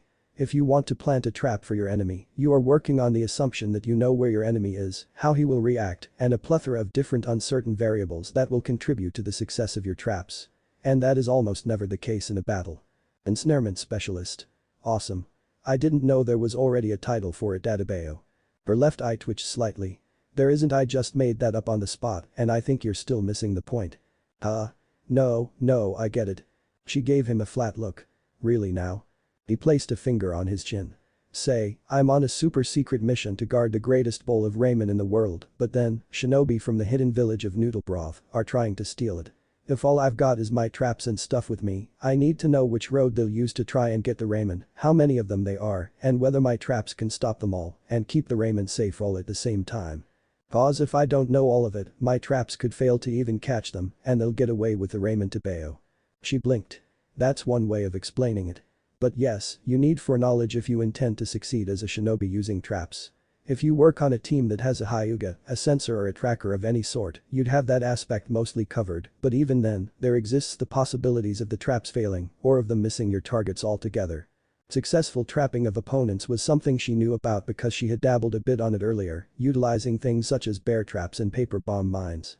Even with Niji's Byakugan telling her where the opponents were coming from in order for them to plant down her traps, it had still not done much good. Their opponent had attempted to flank them, missing her traps completely and going all the way around to attack them from behind. Any attempt she had made to lure them towards the traps had only succeeded until they realized they were traps there and then proceeded to avoid it like the plague, making most of her work pointless. Sensors and ninjutsu experts were also the bane of all trap setting because your opponents either sense the traps miles away or simply barrel through it with ninjutsu. So, what do you think I should do? She turned her gaze back to the boy, his two brilliant blue orbs looking bright and eager as he playfully tossed a rubber chicken in his hands. Me? Well yeah, you're the expert. He rubbed the back of his head, should I still try and be an ensnarement specialist? Or well, should I you know? Tenten scratched her head as she glanced around the area. It was strange for someone to come for her for advice on specializations, as Lee had never done it, Niji would never do it, and Guy did not need to do it. Still, she stared around her team's training ground as she contemplated a way to make Naruto's goals of utilizing traps become more effective. Training ground 9 was nothing special. There was a small pond, numerous trees, and a kicking post that had been abused to hell and back by the furious feet of Lee. The training grounds were somewhat large, as expected from Konoha, and it was filled with the luscious green trees and a thick forest covering. She turned her attention to the several bull's-eyes and stationary targets that she had also abused to hell and back by puncturing them with as many shuriken and kunai as she could. All of them hit the center though, now having extraordinary aim, although it had not always been the case, and once upon a time she couldn't even toss a rolled-up paper ball into a basket 3 feet in front of her. Hello? Tenten, you still in there? Her attention rapidly turned back to the blonde, gazing at her up with eager eyes. She wanted to tell him that he was still an academy student and he should not be bothering so much about any of this now, considering his Jonin sensei could just come up one day and kick all of his hard work to the curb. She likewise wanted to tell him that utilizing traps was not in his best interests, considering how he seemed to be a walking ball of chakra and he would excel at becoming a ninjutsu tank. She wanted to shake her head and contemplate what in the world she was doing, spending her Saturday morning off tutoring someone. This was one of the only 2 days when she was usually free from Guy, his eccentric mini-me and the fate douche. What had spurred her to come out so early and start training to learn how to deflect shuriken with a headbutt? It sounded like something Lee and Guy would do when they were fired up and did not think about the larger picture. Tenten you never really wanted to be a weapon specialist did you? Naruto's voice had drew her from her thoughts and she turned back to the blonde, whose eyes were the same blue, but rather than sparkle, they seemed to have a curious depth to them, like someone had dipped their hands into water and caused continuous wavy ripples. Then her mind interpreted the words and identified their semantic meaning together as sound around her started to slowly go mute. Well.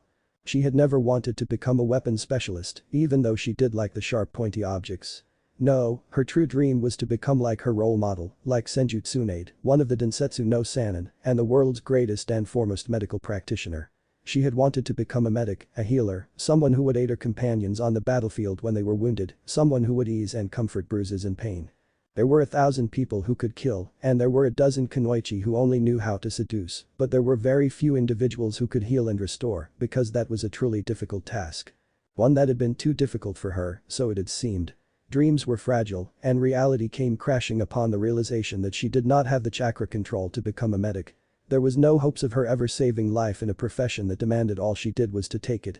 So in the end, her dream tarnished, realization that her lifelong idol was a person she could never work to become, she had thrown herself into weapons instead. She did love and care for weapons, she really did, but there was always the nagging reminder at the back of her mind that the only reason she was a weapons specialist in the first place was because she had failed her original dream. Her goal of becoming a weapons master was just a cheap substitute. Still, no one should have known this, or at least, remembered it. Not her sensei, not her teammates, and not even her adoptive father. She gave him a steady gaze. Why do you ask? Huh? What do you mean? No one has asked me that before. Ever. She would remember easily if there had been anyone that had brought it up, but there was none. Question she had gotten instead was about how she got so good at weapons and why she seemed to love them so much, but not one person had looked upon her and asked, you didn't really want to do this, did you? It was like looking at a pro fisherman, smiling with a giant shark in his hands, and then telling him that he never wished to be a fisherman, and then somehow being correct. What could possibly even draw that conclusion? Well, I noticed that he looked as though he was going to continue before shaking his head on never mind. It's not important. Her lips pursed. Not important. No, there was not a chance in hell that she was going to take that. Oh no you don't. If you've got something to say, you'd better say it. He seemed doubly reluctant and it made her more annoyed. What was he hiding? Was he secretly some kind of stalker that had been following or was obsessed with her? It seemed unlikely for that to even be the case because she was certain she was a good enough kunoichi to have noticed someone wearing bright orange with bright blonde hair stalking her. So what, you just looked at me and it came to you just like that? That's not possible. What tipped it off? Well, he rubbed his chin, his eyes still giving that strange depth. It's kinda in the way you throw. She rose an eyebrow. In the way I throw? What kind of vague ridiculous statement was that? How did the way she threw her kunai and weapons indicate anything of the sort? That was like saying that you could tell a husband was cheating because he always hoarded family funds, or a woman was a murderer because she cut meat at ungodly speeds. She grabbed him softly by the collar and gave him the nicest smile she could muster. "Naru-chan, would you kindly mind explaining what that means?" "Ah. That's the only way I can explain it, Databeo." The pair of scissors was rapidly in her hands, summoned easily from her scroll in a puff of smoke, and her smile was becoming strained further and further as the seconds ticked by and Naruto's face still looked reluctant. "Try harder or the orange jumpsuit gets it." "Wait. Hey now, there's no reason for the jumpsuit." She gave him the look. The one she had first given Niji when he thought he could get away with talking down to her the same way he talked down to Lee, the one she got whenever someone insulted or called her one-dimensional for her choice and relying only on weapons, and the one that had usually sent tall bullies twice her size reeling back before her fists and even began to shatter their noses. There was no mirth in her eyes at this point. "I don't mind getting a black eye because of hijinks, but what I do mind is when someone who literally met me yesterday can give me the googly eyes and then suddenly come to conclusions about things that not even my own teammates and Jonin sensei realized.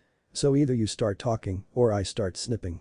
His reluctance seemed to remain strong as his face squirmed in a myriad of expressions, right until the snipping of the scissors took off a large portion of the orange jumpsuit. Alright. You throw like Sasuke team." She blinked, the scissors coming to a stop in her hands. The name was infamous at this point, and you would be hard-pressed to find anyone who did not know Uchiha Sasuke, sole survivor of the Uchiha massacre. "Explain. Now." He groaned. "When you throw, you don't really give off that super awesome vibe of you saying I can do this even though you really can, you give off that vibe, saying I have to do this. And what's the difference?" Uzumaki Naruto gave her a shrug, his shoulders raising and dropping in rapid succession, and his depth-filled blue eyes hit her brown straight on. "I can become the Hokage, but I don't have to become the Hokage." Not a word was uttered as she gazed into his eyes and then eventually detached her grip from his collar as she snapped the scissors close with a flick of her wrist. "I think we're done here." Oi. What's that supposed to mean?" "What do I mean we're done?" She dusted off her training attire as she gave the annoyingly perceptive blonde a final look. She wasn't even sure if the blonde understood the insinuations of his own statement, or perhaps he did and maybe he was pretending not to. "Hey. Tenten. Where are you going to Bayo?" The clearing was left with only a blonde boy within it, slowly scratching his head. "Was it what I said? But she's the one who wanted me to say it. So would she get angry to Bayo?" He proceeded to irritably scratch his head. "Ah. First Sakura-chan, then Ino, and now Tenten. I don't get girls at all." Sarutobi Hiruzen's mind drew blanks. Nothingness, a dark abyss was his thoughts, and it was as though his brain had been replaced with the untarnished canvas of a great artisan, waiting for the muses to grant him a revelation.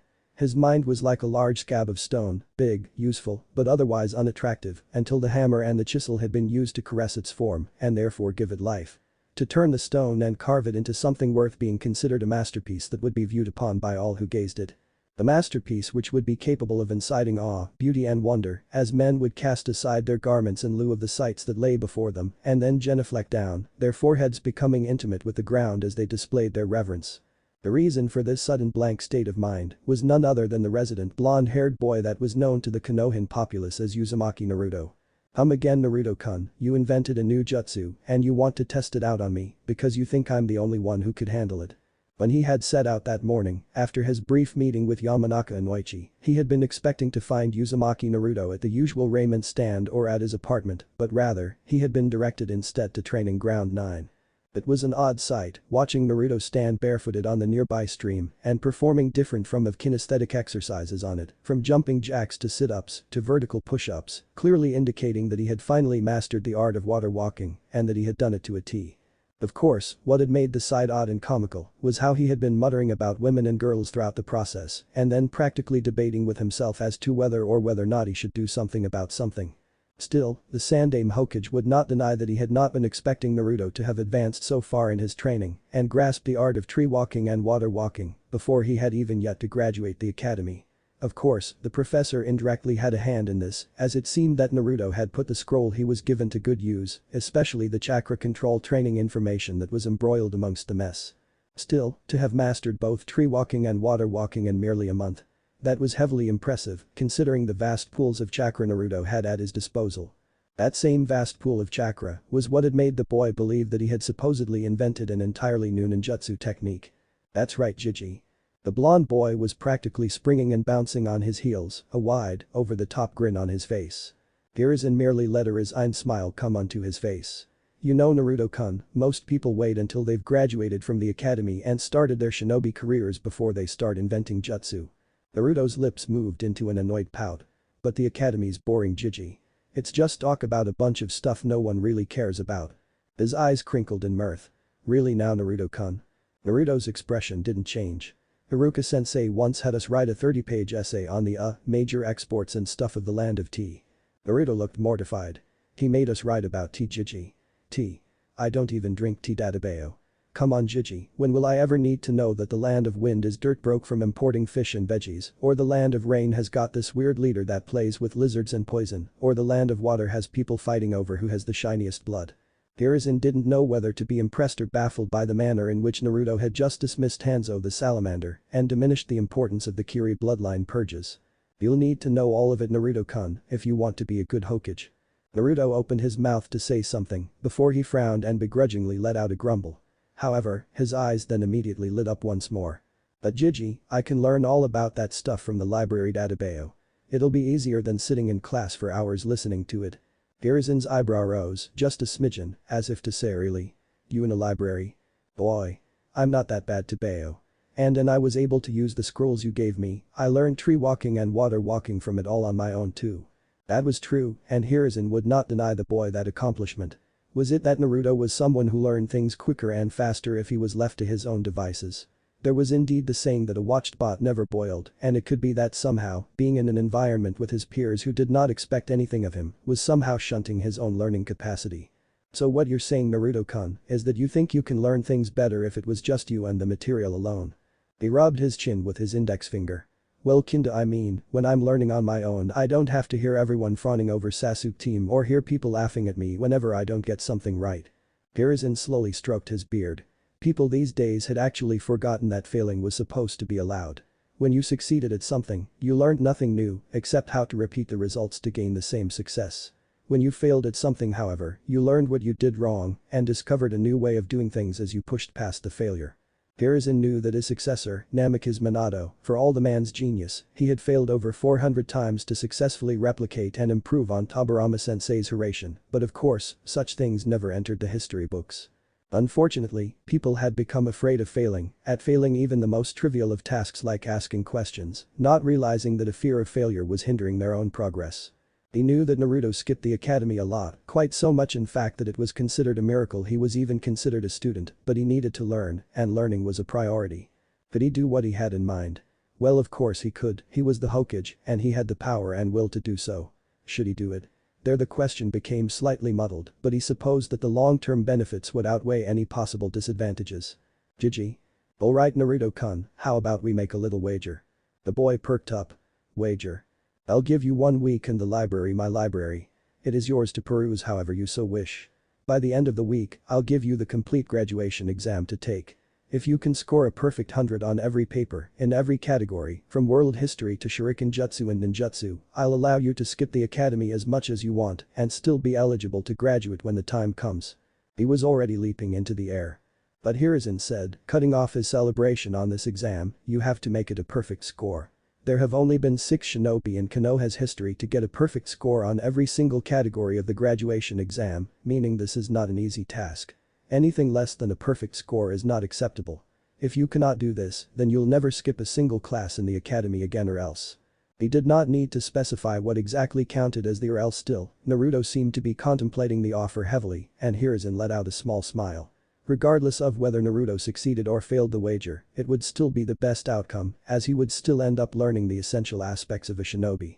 Hiruzen wasn't actually expecting Naruto to complete the task, but he would certainly try, and it would still work out in his favor. Of the 6 shinobi who had attained perfect scores, the likes of Hada Kakashi, Uchiha Itachi, Orochimaru and Namikaze Minato came to mind, all of them considered the brightest geniuses of their generation. Naruto might have been rather observant when it came to certain things, but he sorely doubted he'd be able to cram the entire 6-year shinobi syllabus in just 7 days, whilst at the same time working on his shuriken jutsu, ninjutsu, taijutsu and other supplementary skills expected of a genin. Well, not unless he knew a certain forbidden technique, but there was no way an academy student had access to the shadow clone jutsu. You've got yourself a deal, Gigi. Part of him felt bad for the trickery because he viewed it as simply a cunning way to make Naruto read more and train harder. Still, he supposed it would be a good learning experience for the boy. Alright, Naruto-kun. I'll inform the gatekeepers at the Sarutobi clan to let you in and use my library. Now, what was this powerful new jutsu you wanted to show me? Naruto beamed. Haha, I've got a better idea, Gigi. I'm going to use this jutsu to take your head. Hiruzen Sarutobi allowed himself a smile to grace his features before promptly placing his hand on the legendary Hokage's cap. Oh. Is that a challenge, Naruto-kun? The boy cracked his fingers in front of him. Hell yeah. Amusing as it was, Hiruzen supposed he would entertain the boy. After all, it wasn't every day someone actually tried to steal an object from the most powerful shinobi in the entire village. At the same time, it wasn't like anybody tried. Alright, Naruto-kun, Hiruzen gestured his pipe out. If you can somehow take my head in 1 minute, I'll grant you one favor. Hiruzen knew either his ninjutsu repertoire or wallet would suffer it, as Naruto would most likely drag them to the nearest ramen stand and buy an all-you-can-eat buffet or ask him to teach him some new and awesome jutsu. He supposed he was allowed to spoil the boy just a little. What he had not been expecting, however, was to blink as Naruto's eyes seemed to have a sudden clarity to them. One favor? Anything? Rarely had the Sandaime Hokage ever had to double-think his words, and on second thought, a favor from the man who was essentially the leader of the people could be a rather huge boon. Of course, he was not going to back out of it now. Within reason, of course. Naruto was grinning wildly, wilder than he had seen the boy ever grin before. That had his mind to Bayo. Hiruzen blinked. Were academy students allowed to move that fast? Within interest. Thank you for visiting Yamanaka Flowers, please come again. Ino sighed to herself as she watched a customer leave with a full bouquet in hand, the young man smiling vibrantly as it was obvious he was going to give them to someone special. No, not entirely obvious. Ino could simply tell because of the way in which the man had eagerly yet unsurely strode into the shop, the way his eyes had roamed all over the flowers as he searched for the most beautiful ones, and the way he scratched his head and muttered under his breath over and over as to whether or not she would like this or like that. It hadn't taken her long to move over to the man and adeptly select the adequate mix and blend of roses that he had immediately smiled and possessed the expression on his face that said, this is the one. She wished she had someone special who would give her flowers. She placed her hand on her chin over the counter, staring blankly at the passing people in the streets, her eyes wishing she would come upon a familiar lock of black hair before her train of thought stopped, entirely unbidden.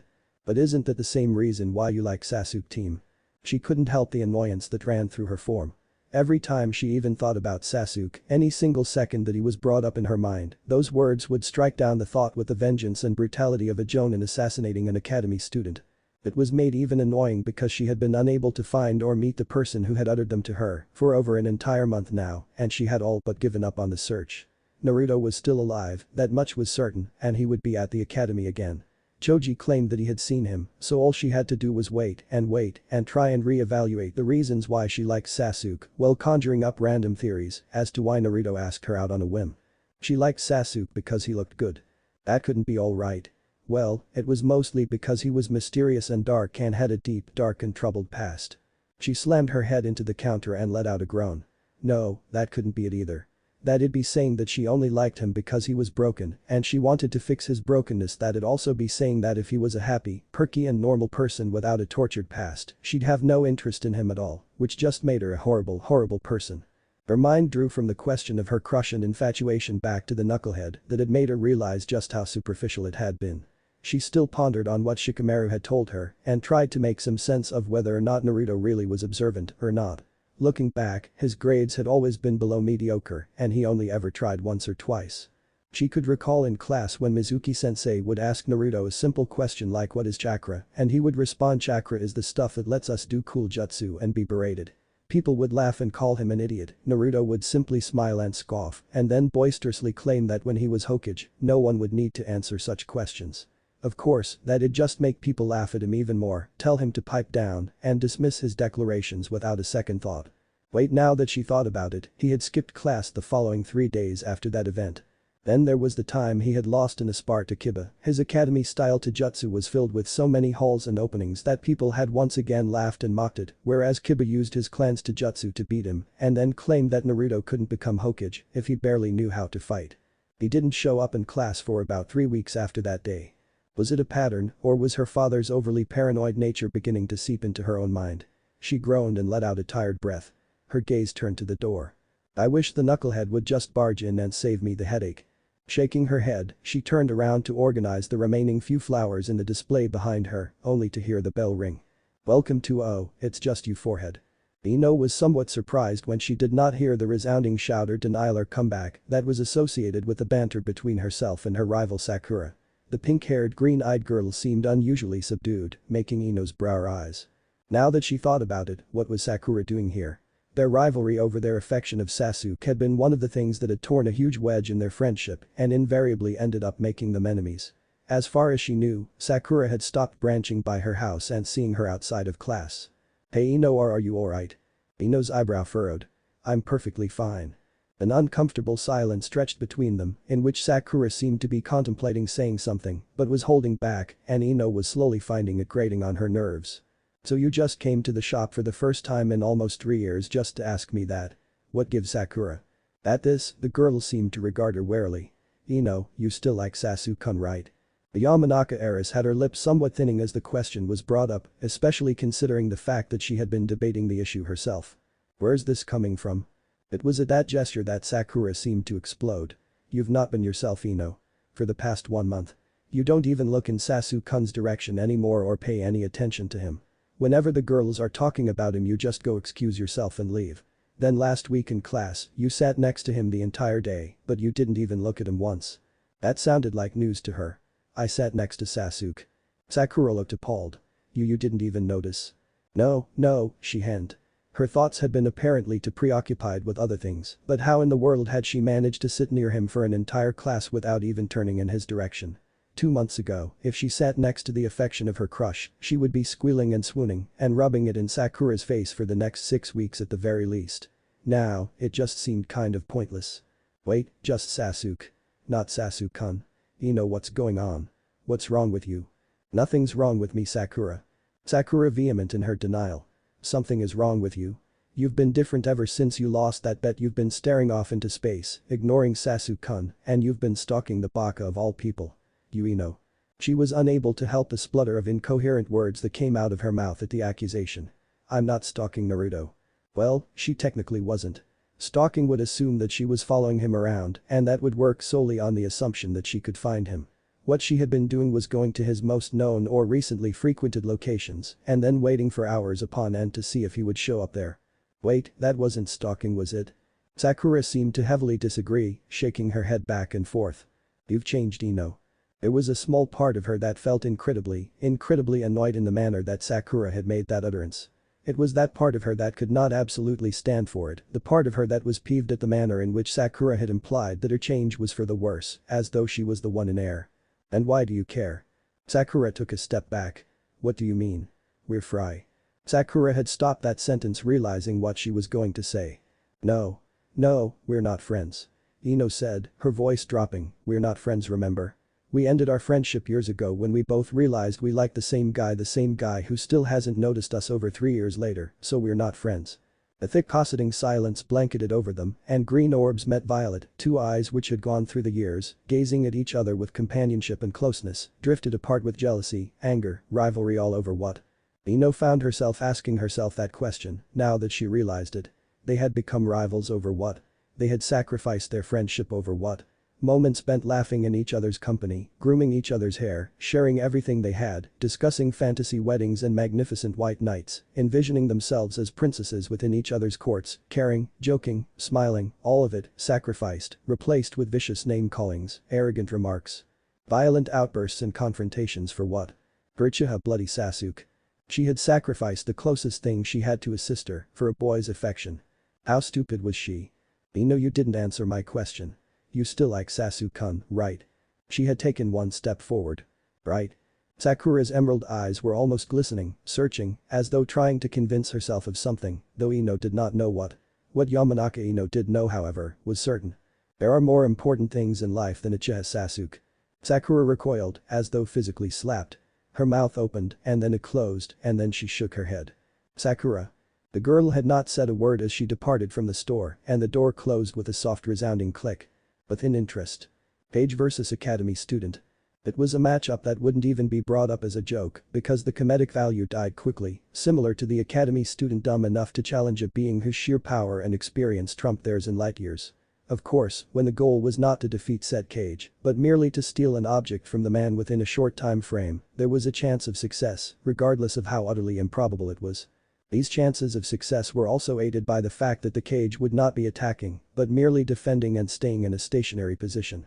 Still, despite these advantages, Sarutobi Hiruzen was rather interested in seeing just what his foster grandson was capable of, if he was sufficiently interested. He had been expecting many things, but no one could ever be prepared for Uzumaki Naruto. Thus, the minute of truth began. The boy had lunged forth from his place, moving at a speed that was most definitely not academy student caliber, and Hiruzen's eyes narrowed as he noticed a large emission of brief smoke trailing from the boy's legs, which were propelling his movement. The smoke was white and traditional, in other words, it was the chakra smoke that was emitted whenever a technique such as the Bunshin, Henjir Kawarimi was performed, the same smoke which covered the Shunshin, and usually occurred as a result of a brief emission of excessive chakra being released into the atmosphere. The smoke was further common when releasing or unsealing objects from scrolls or performing the summoning technique, and traditionally, the smoke went unnoticed or ignored by shinobi, having no real use except but to provide a brief cover to their movements. Naruto went above and beyond.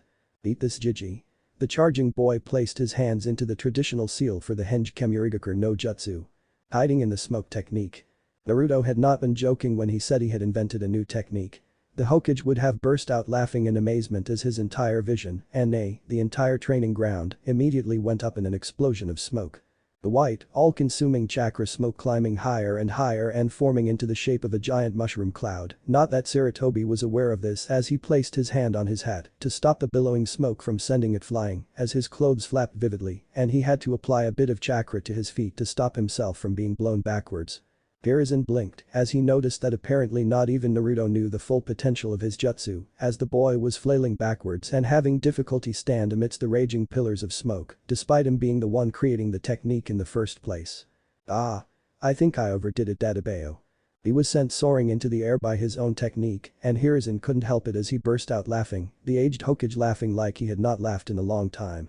Issues of control and direction aside, Naruto's feat was still highly impressive, especially considering the fact that not even Namikaze Minato or Orochimaru had ever gone as far as using the vaguest, most obscure aspects of shinobi arts and then turning it into an undeniably useful technique and doing so while they were academy students. It was a truly impressive and noteworthy feat, and Hiruzen would have to rank the hiding in the smoke technique as a B-rank supplementary ninjutsu, though he had a feeling it would be A rank because the sheer chakra that was in the air was overwhelming, as though someone has just created 1,000 hefty shadow clones, which was the most chakra-extensive clone technique available. Naruto's vast pool of chakra was the only reason he could even create this much chakra smoke and still be standing. If anyone else were to try it, they'd just be exhausting their reserves. The smoke was not suffocating however, but merely obscuring, which was why it was supplementary. If Naruto could somehow make the smoke act like actual smoke, that is, acrid and lethal to the lungs, it would be a deadly technique for any shinobi who wasn't a wind release ninjutsu specialist. After all, people who died in burning houses were more than often killed by the deprivation of oxygen caused by the smoke than by the flames themselves. Still, Hiruzen also noticed that the smoke was evaporating fast, transforming into chakra in the atmosphere, which meant that it could not be used in prolonged encounter, but more or less used as a large diversion or smokescreen. Unless of course, the enigmatic blonde could somehow make it last longer. His musings about the technique were cut short when Naruto had rapidly broken through the smoke cloud, his form possessing a wild vivid grin, as his right hand was outstretched for Hiruzen's hat, reminding the sandaime that he had given the boy a minute to see if he could get it. He had only 20 seconds left. Hiruzen effortlessly negated Naruto's attempt, using his smoking pipe to smack Naruto by the wrist, destabilizing the boy and sending him to the left. Naruto, to his credit, rolled with the momentum, performing an airborne cartwheel as his sandaled feet struck the ground for all of a brief second before he went in for another charge, this time with his left hand. Hiruzen's pipe came down once more, only to blink as Naruto grabbed onto the pipe-wielding hand, his eyes sparkling. "Your mind, Jiji."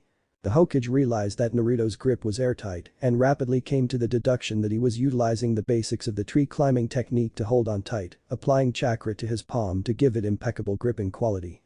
Of course, Sarutobi Hiruzen was called the professor for a reason, and what Naruto was doing was the basics of a long-forgotten sticky fist jutsu style, which relied on strong grapples utilizing chakra as a base. It was a style that was hard to beat if one did not know the counter. Nice try, Naruto-kun.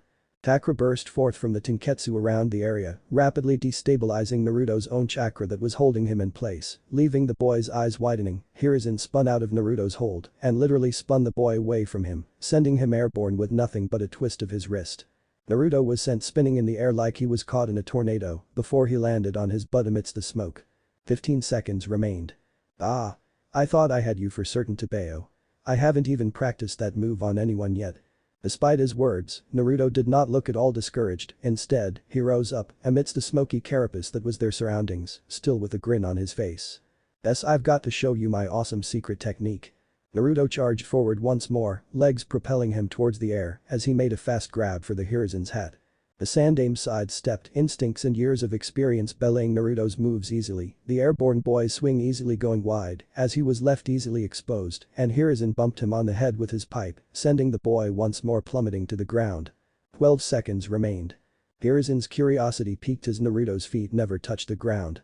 Mere millimeters away from when his blue sandal would make impact with the earth, his form was rapidly absorbed by the familiar cloud of chakra smoke.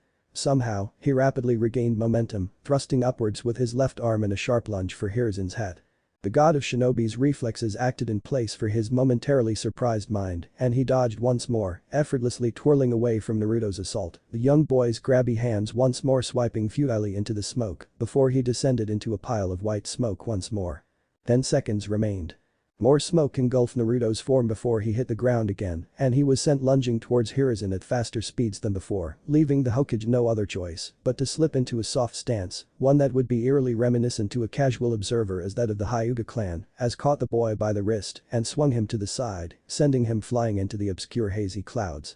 Only for Naruto to come barreling back at the Hokage at twice the speeds he was thrown, rapidly tossing a rubber chicken upwards in an attempt to knock off his hat. Hiruzen ducked beneath a wayward latex bird and had his eyes twinkling in amusement and rapid intrigue. 8 seconds remained. What Naruto was doing was the equivalent of dropping a kunai to the ground, and then mere seconds before the kunai made contact, it would veer off upwards in a diagonal angle, suddenly gaining momentum from Kami knows where. Essentially, Naruto had an infinite source of momentum and kinetic energy each and every time he was engulfed in brief smoke. The true question was where or how Naruto was getting this limitless momentum from. Still, only 7 seconds remained and it would be over. "I've got you now, Gigi." 6 seconds. Naruto came charging once more from his left side, arms extended wide in a comical manner of a pouncing cat. 5. Hiruzen extended his palm towards the boy's ankle. 4. Only for his eyes to go wide as his hand slipped right through. The bunshin. 3. There was a brief gust of smoke and Hiruzen froze as he gazed upwards, realizing his folly. 2. He was the rubber chicken. 1. Naruto was above him, grinning, and aged brown eyes met ocean blue, one holding great determination to completing his task, the other holding a hearty pride and amazement as the boy's hands lunged downwards, descending towards the Hokage's hat, his thumb, index and middle fingers managing to softly grip against the top of the headwear and lifted a centimeter off Hiruzen's head. 0. Gyuden. It was a nameless generic wind technique that merely emitted wind-natured chakra in all directions, which was suitable enough to immediately dispel the Naruto's Kemurigakure no Jutsu, the gusts of wind vanishing the clouds of chakra smoke, sending the boy soaring into the air, before eventually crashing into the ground in an undignified heap. The fields of training ground 9 were once again clear of smoke and Naruto collapsed onto the ground, letting out a short burst of air as Hiruzen let out a soft breath, realizing that the time was up. He was uncertain if he was merely rusty from not having had any combat experience in over a decade or if Naruto's sheer tenacity was great enough for him to have nearly succeeded in stealing his hat. "That was not a bad attempt, Naruto-kun. You." Naruto stood, his back was turned and he could not see the boy's expression, but he seemed to be shuddering in place, shaking, and Hiruzen frowned. "Naruto. I did it. Yada." Hiruzen suddenly realized that he could feel a breeze on his scalp. The cheeky blonde boy standing in front of him placed the Hokage's hat firmly placed on his head and a wild, energetic grin on his face, his eyes twinkling in a manner that uncontrollably sent goosebumps down Hiruzen's spine. "I win, Gigi." "How had he?" Hiruzen's eyes widened. "You applied the tree climbing technique to grab my hat." It was a statement, not a question. Of course, Naruto did not seem to care as he jumped and paraded across the training ground with the cap on his head, leaping and whooping, throwing all manner of flips and turns without care. Hiruzen let out a resigned breath as he watched the boy's antics. He placed his hand under his bearded chin and rubbed it slowly, trying to recall the events of the battle. He did not know how Naruto was limitlessly getting constant momentum from, which allowed the boy to rebound back faster than normal, and at the same time Naruto had hinged himself into a rubber chicken, and he had sent out normal bunchins in his place, except, if he had hinged himself, how had he thrown himself? The clone that had been attacking him was a basic traditional bunchin, not a solid one. Hiruzen shook his head. Of course, he had been holding back and not taking the boy seriously, but there were too many mysteries within that display, and as much as there was a part of him that wanted the answers, he decided that every shinobi was indeed entitled to their secrets. He also made a brief mental note to summon Enma and find Mido Guy. It seemed that the numerous years behind the desk had truly rusted his skills. Heavens forbid a foreign villager his former student decide to attack, his rustiness would immediately be the death of him. Or perhaps it was time to start looking into a new successor again. Regardless, until he found a successor, he was still the Hokage, the strongest shinobi in the village, which meant that it was time to shake his old bones and start ensuring he lived up to that title. His attention was brought back to the boy in front of him, still celebrating with his hat, and Hiruzen somewhat realized that Naruto just might be able to get a perfect score on the academy graduation exam if he put his mind to it. Rather than have him wait around after that exam, why not make the boy a genin immediately? Skill-wise, Naruto met and surpassed most of the requirements. Or at least, Hiruzen was quite certainly sure that no other person in history could claim to have accomplished the feat of stealing their Kage's hat from his head, as an academy student Kage holding back or no. Then there was the feat of actually inventing that Kemurigakure technique all on his own. There was no doubt in Hiruzen's mind, Naruto was definitely genin material. It seemed the genin core might be gaining an addition earlier than expected. Alright Naruto-kun, you grabbed my hat. The boy with a large oversized hat on his head turned to him before giving a brilliant dazzling grin. Does that mean I get to ask a favor from you, Jiji? The Hokage smiled. Yes Naruto-kun, one favor, within reason. The boy's face seemed to rumple up into thought and contemplation as he slowly but certainly began rubbing at his cheeks. I want you to spend the rest of the weekend with me, Jiji. The Hokage blinked. Momentary surprise entering his form along with a wealth of disbelief. What? He breathed out, not trusting his own voice. Naruto grinned. That's my favor, Jiji. The only thing I really want from you is you. When I have that, why would I need anything else to bayo? Hiruzen's throat felt fairly dry. Ah. I see.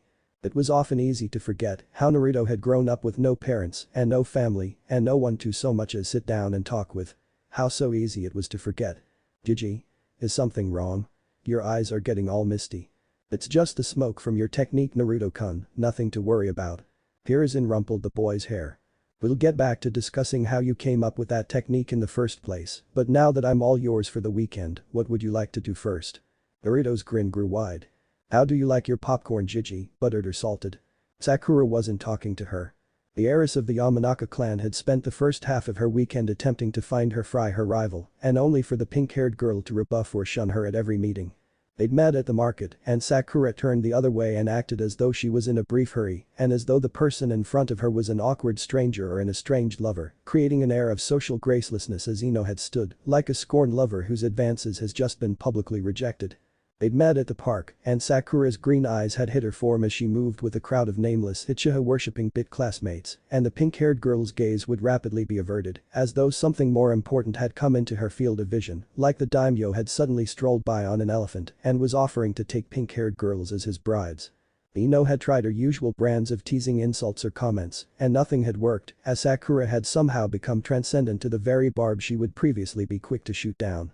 She was perfectly content to pretend as though Ino did not exist, as though the girl she bantered with on a daily basis was a ghost in a wisp of air, unseen and unheard. In response, Ino had spent the next half of her weekend in an obsessed, infuriated frenzy, a work ethic and dedication that would have made certain spandex-wearing individuals completely enthralled and then, mystified, then worried, and finally, outright terrified. Sleep. What was sleep? What did it matter to her? Food? Excellent, it would be the fuel to keep her moving. Rest. A four-letter word that had been ripped out of the pages of her dictionary, crumpled into a ball, and used as tinder to light the flames that spurned her forward and maximized her passion. It had not been hard to sneak out of her room when her father believed her asleep and head to the nearest training ground as her fists and kicks proceeded to turn the innocent dummies into splinters, hapless victims to her bubbling rage and frustration. So Sakura had decided not to talk to her. That was fine, perfectly fine. She wouldn't even let Ino explain herself or her reason, or even give the tiniest of ideas as to what was wrong, and Ino found it perfectly fine. It was perfectly fine. Ino, are you okay? The Yamanaka heiress drew from her musing as she entered the classroom. Monday morning had come too bright and far too early for her tastes. The birds at her windowsill sung in a manner that turned her brain to a deck of cards at the hands of a master shuffler. Her response had been to toss her comb with unerring accuracy until it smacked the creatures in the eye and told them that their musical performance was unwelcome. If that had not been enough, the sunlight pierced through her orbs, as though a clan of divine giants had decided to attach a magnifying glass onto a torch powered by the collective chakra of 1,000 kage and use that torch to blind little girls for fancy. The combination of her irritability and impatience did not detract her from the fact that there were indications of bangs under her eyes that her makeup kit had not been able to completely hide, and her hair possessed a brief frazzled intensity that would make it obvious that it had not been as meticulously treated as was the norm. Had Yamanaka Ino looked into the mirror, she would have set it ablaze and run screaming at the monstrosity that stood before her. Or, her reflection would have committed seppuku and saved both of them the misery. Do I look okay, Shikamaru? If this face was the last thing you saw at night, would you still be able to sleep? The boy beside her blinked, his visage clad in shock, his jaw slightly lowered, his eyes wide, as he blinked numerous times in rapid succession. I'm sorry, Shikamaru. I'm just a little tired. She said, letting out a brief sigh. You didn't get any sleep. He did not phrase it as a question. No. Lying to Shikamaru was an exercise in futility. Problem with the boy was that when he wasn't being his usual extremely lazy self, he was damn perceptive, extremely much so that any slight indication or inflection would tip him off. Why? I was busy. Murdering wooden dummies with her fists and imagining them to be the form of a pink-haired acquaintance was rather time-consuming. Her eyes slowly strayed down to her fists, which were currently wrapped in bandages in the manner that taijutsu specialists did. Of course, the only reason for that was to hide the numerous bruises and cuts that were on the skin, which would have no doubt drawn attention from her father. Shikamaru's eyes trailed towards her hands, which made her clench them unconsciously. Then, he turned his gaze back into her eyes, and they stayed there for several seconds, as though searching for something. Judging, condemning, evaluating, analyzing, she could never exactly know what was running through the mind of the Nara when his gaze stopped resembling a sloth addicted to cough syrup. The gaze had stayed there for a few seconds before, as always, the boy let out a drawled-out sigh. Troublesome. She rolled her eyes, in part to remove eye contact from Shikamaru and in part as a response to the boy's usual remark. That's your reaction to everything. He shrugged, a lazy, half-hearted shrug in which his shoulders barely nudged upwards enough to be noticeable. It's because everything is. Everything is? She asked, her tone raising. Troublesome. Typical Shikamaru. You won't get far in life thinking like that, you know. I'll get far enough. She sighed, shaking her head. This back-and-forth exchange existed between them for a very long time, with her trying to get him to actually try for once and him always refusing to budge. Ino paid no further heed to him, instead, turning her gaze to the door. She had arrived at school rather early after all, and other students were yet to arrive. Normally, she would have been watching the door in anticipation for a mop of shaggy blonde hair, but today, her interests lay elsewhere. Pink hair and green eyes entered into the class, chatting and chittering away with two fakers' friends, and her eyes managed to stray upwards to the row of seats where Ino was. Saku. Again her eyes flickered away as soon as their two orbs made contact. Ino was left, with her hands stretched out, her hopeful face slowly melting away, remnants of what was meant to be a beautiful meal, now an indescribable black smudge. Ino bit the bottom part of her lip, her fists clenching and unclenching, as she could feel the heat building up at the back of her throat. Why won't you talk to me? She wanted to yell it out, and she could feel the words die, stillborn at the back of her throat, forcing her to swallow the residues of saliva that coalesced in her mouth, pushing painfully down her esophagus. Then, as always, black hair and brooding gaze strode through the doors. Hearing Sakura squeal out had never sounded so foreign, so annoying, so aggravating to Ino's ears before. She could feel her teeth begin to mash against each other as her nails, routinely polished, dug into her skin slowly. With each and every passing second the thumps of her heart began to grow louder and louder to her own ears. Her gaze zoomed in on the boy, who, as always, brushed aside Sakura, brushed aside her rib friend, as though she were an ant not worthy of his attention for even a second. He regarded the insects he stepped on and the particles of dust in his path with more attention than he did her best friend. Sakura was her best friend. Yet, there the Uchiha went, not knowing and not caring about just what had conspired in the background in the name of gaining his attention. He sat, aloof as ever, unaware of just what had been lost and as to just what had been cost by the people who pined over his attention, waiting day after day for him to as much as look at them. Ino? Look at them, goddammit. Just look at them. Ino, are you okay? Shikamaru called out her name, a trace of worry in the words that she did not pay heed to, as instead, she vibrated in her seat and watched, as for the umpteenth time, the girls surrounded him and showered him with their wide-eyed affections and gifts, and all he ever did, was to turn his face to the side and let out that infuriating, exasperating HN. The class went silent as a palm smacked onto a desk loud enough to draw everyone's attention. Slowly, everyone's gaze turned onto the form of Yamanaka Ino, as a portion of her hair covered her eyes from being seen, and some would note that as they did see those eyes, they were grim, heavy, and radiating with a cold, inexplicable blizzard. Hey Goldilocks, what's up with yo? Her head snapped over to the class's resident delinquent figure, the Inuzuka boy flinching backwards at the withering glare thrown his way, and the words he wanted to say died instantaneously in his throat. His puppy companion made small whining noises as it sunk itself further into Kiba's jacket, the boy himself wishing such was possible. She moved over from her seat, each step sounding louder and louder to everyone's ears, until she was in front of the desk of Uchiha Sasuke, the girls parting aside as a blanketing silence overcame all of them, as Sakura seemed to be looking at her again, but at this moment, Ino had a different target. She stood, gazing into the ebony eyes of the Uchiha, and for the first time in years, she could tell that Uchiha Sasuke was looking at her. She could not have been more pissed.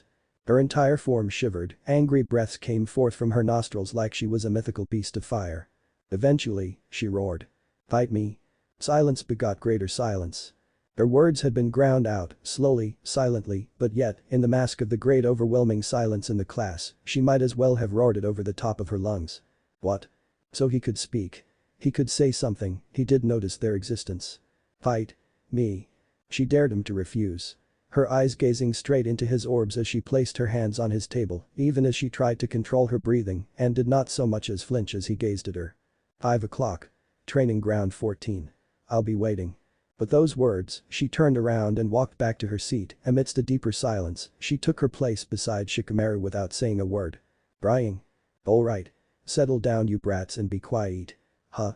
You guys aren't noisy today." Imino Iruka entered the class, scratching his head at the oddity, before shrugging. "Well, I guess it must be a rare day." He had no idea. Uchiha Sasuke knew the meaning of hatred. He knew what it felt like for every atom in his being, and for every firing muscle and every thought, to be consumed with white-hot flames, pulsing and screeching to be released, and to completely engulf the target of his rage. He understood well the process that was involved in projecting that rage onto your target, to have it channel within you, to sing within your eardrums and push you to a point that not broke past all limitations. He knew hatred. He lived in it. He bathed in it.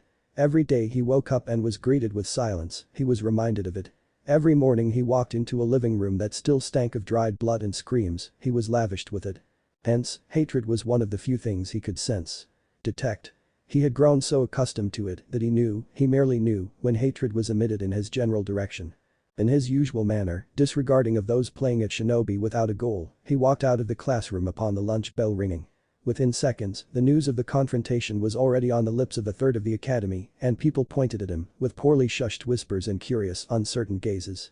Ignoring them proved to be more difficult than normal today, and his teeth clenched behind his lips as he decided he was not going to be dealing with their pitiful brand of gossip whilst trying to get a meal. He strode away from the academy, moving onto the roads of Konoha as he decided to get his lunch elsewhere, his mind still focused slightly on the events of the morning. The girl, what was her name again? He furrowed his eyebrows slightly. He could not recall the name of the blonde-haired girl, as previously, she had merely been another face amongst a crowd of females who wished for his attention in one way or another. Yet, she was different. There was no denying those eyes, those orbs of hers which had stared him down unflinchingly, there had been true, pure hatred within them. Hatred, anger, and loathing, these were things that Sasuke believed himself intimately familiar with, however, he could not understand why her eyes possessed that much hatred for him. He set his gaze on a small food stand not far away, his mind still deep in some form of thought. He could not recall or think of anything he had done that would cause someone to look at him with such heavy eyes filled with hatred, to the point in which the person went as far to challenge him to a fight. Truly, the girl was not worth his time. The hate in her eyes was good, decent, enough that if she applied it with fervor to her training she would become strong, she would grow stronger at a magnificent rate. However, he did not have the time to humor her. His target was that man. His target was someone who had been Anbu captain at age 13. He could not afford to waste his time fighting people who were weaker than him, people to whom he would not grow any stronger from defeating, and people who could not even be considered as stepping stones in his path. His lips twisted into a scowl. Yet, at the same time, he couldn't refuse. He would not give those at the academy the illusion that he was somehow afraid of losing or that he was somehow incapable of fighting against that girl.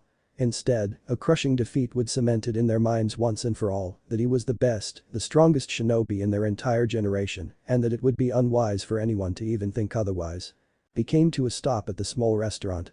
It did not necessarily matter what he ate at this point, just as long as he had something in his stomach. He took a seat, ignoring the noise around him as he met the face of the brown-haired waitress. "Hello, what can I get you?" He blinked. He had momentarily been lost in thought. He had not even checked the sign outside to confirm what food this place sold. "I want some." "Yo am Nichin. I'm back. Can I get the Naruto special and make it double? I've got some hard training too." There was a momentary silence as dull black eyes turned to face brilliant blue. "You?" Sasuke grit his teeth. It was like the universe had decided that his day would be ruined by blondes. No, he was not going to deal with this right now. He stood up from his seat and turned around, only to let out a gurk as he felt someone drag the back of shirt, forcing the front end to tighten at his neck. "Let go of me, dope." "No way. AMD would kill me if I chased away a customer, even if it's you team." "That's none of my business, now let go of me." "Not until you've bought a bowl of ramen to Bayo." What the hell was up with the idiot's grip? Sasuke knew there was no way he should have had that much power to be able to actually hold on to the back of his shirt with that much force, making him unable to leave. "I said, let go." The heavy echo of ripping cloth resounded throughout the small shop. He stumbled forward, free at last, only to turn around and spot the familiar blonde boy holding onto a large part of his black shirt, the part which had the brilliant white and red fan of the Uchiha clan on it. His back was now fully exposed, as his shirt was now more or less a tattered rag than it was any measure of cloth. Oops. It was official. Uchiha Sasuke hated blondes. Dope. What in the world were you thinking? She cringed, the same question running through her mind at the moment. It was currently lunch period and she had taken up her place beneath a tree, only to immediately find herself under the scrutiny of the one person in the class that she would have least expected. Joji. Yes, not Shikamaru, who sat across from her, his eyes still in their usual lazy demeanor, the person who was actually scrutinizing her decisions, asking her the hard-hitting questions, and making her realize the error of her ways, was Joji. "Well, I wasn't really thinking," she said meekly, which was somewhat understandable as Joji sat beside her, his normally round and cheerful face twisted into a narrow-eyed scowl. His bag of chips lay in his hands, but they were unopened. Really, Joji was a darling, but no one really understood how terrifying the boy could be when he was taking something seriously. "Yes, you weren't thinking," he said, shaking his head and making her shrink further as she turned to Shikamaru and sent him her best help me look. The pineapple-haired Nara turned his gaze away, pretending as though he had not seen her at all. "Traitor," she mouthed. He looked as though he was going to mouth something back before shaking his head as though he realized it would consume far more energy than he was willing to give and instead, he resorted to another lazy shrug. To her side, Joji sighed, his face looking far less intimidating as he began rubbing his cheek. You know you can't beat Sasuke in a spar, right?" She was the type of person who usually did not like being told whether or not they could or couldn't do things. "Come on, I have a chance." "No." Shikamaru said, placing his input for the first time in the conversation and turning both of their attentions towards him.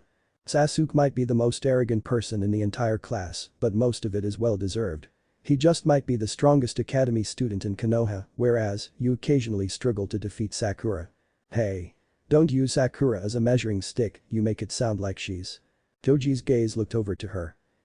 I don't like admitting it either, but Sakura really does have the lowest Taijutsu and Shuriken Jutsu performance in our grade, and you well. He sighed.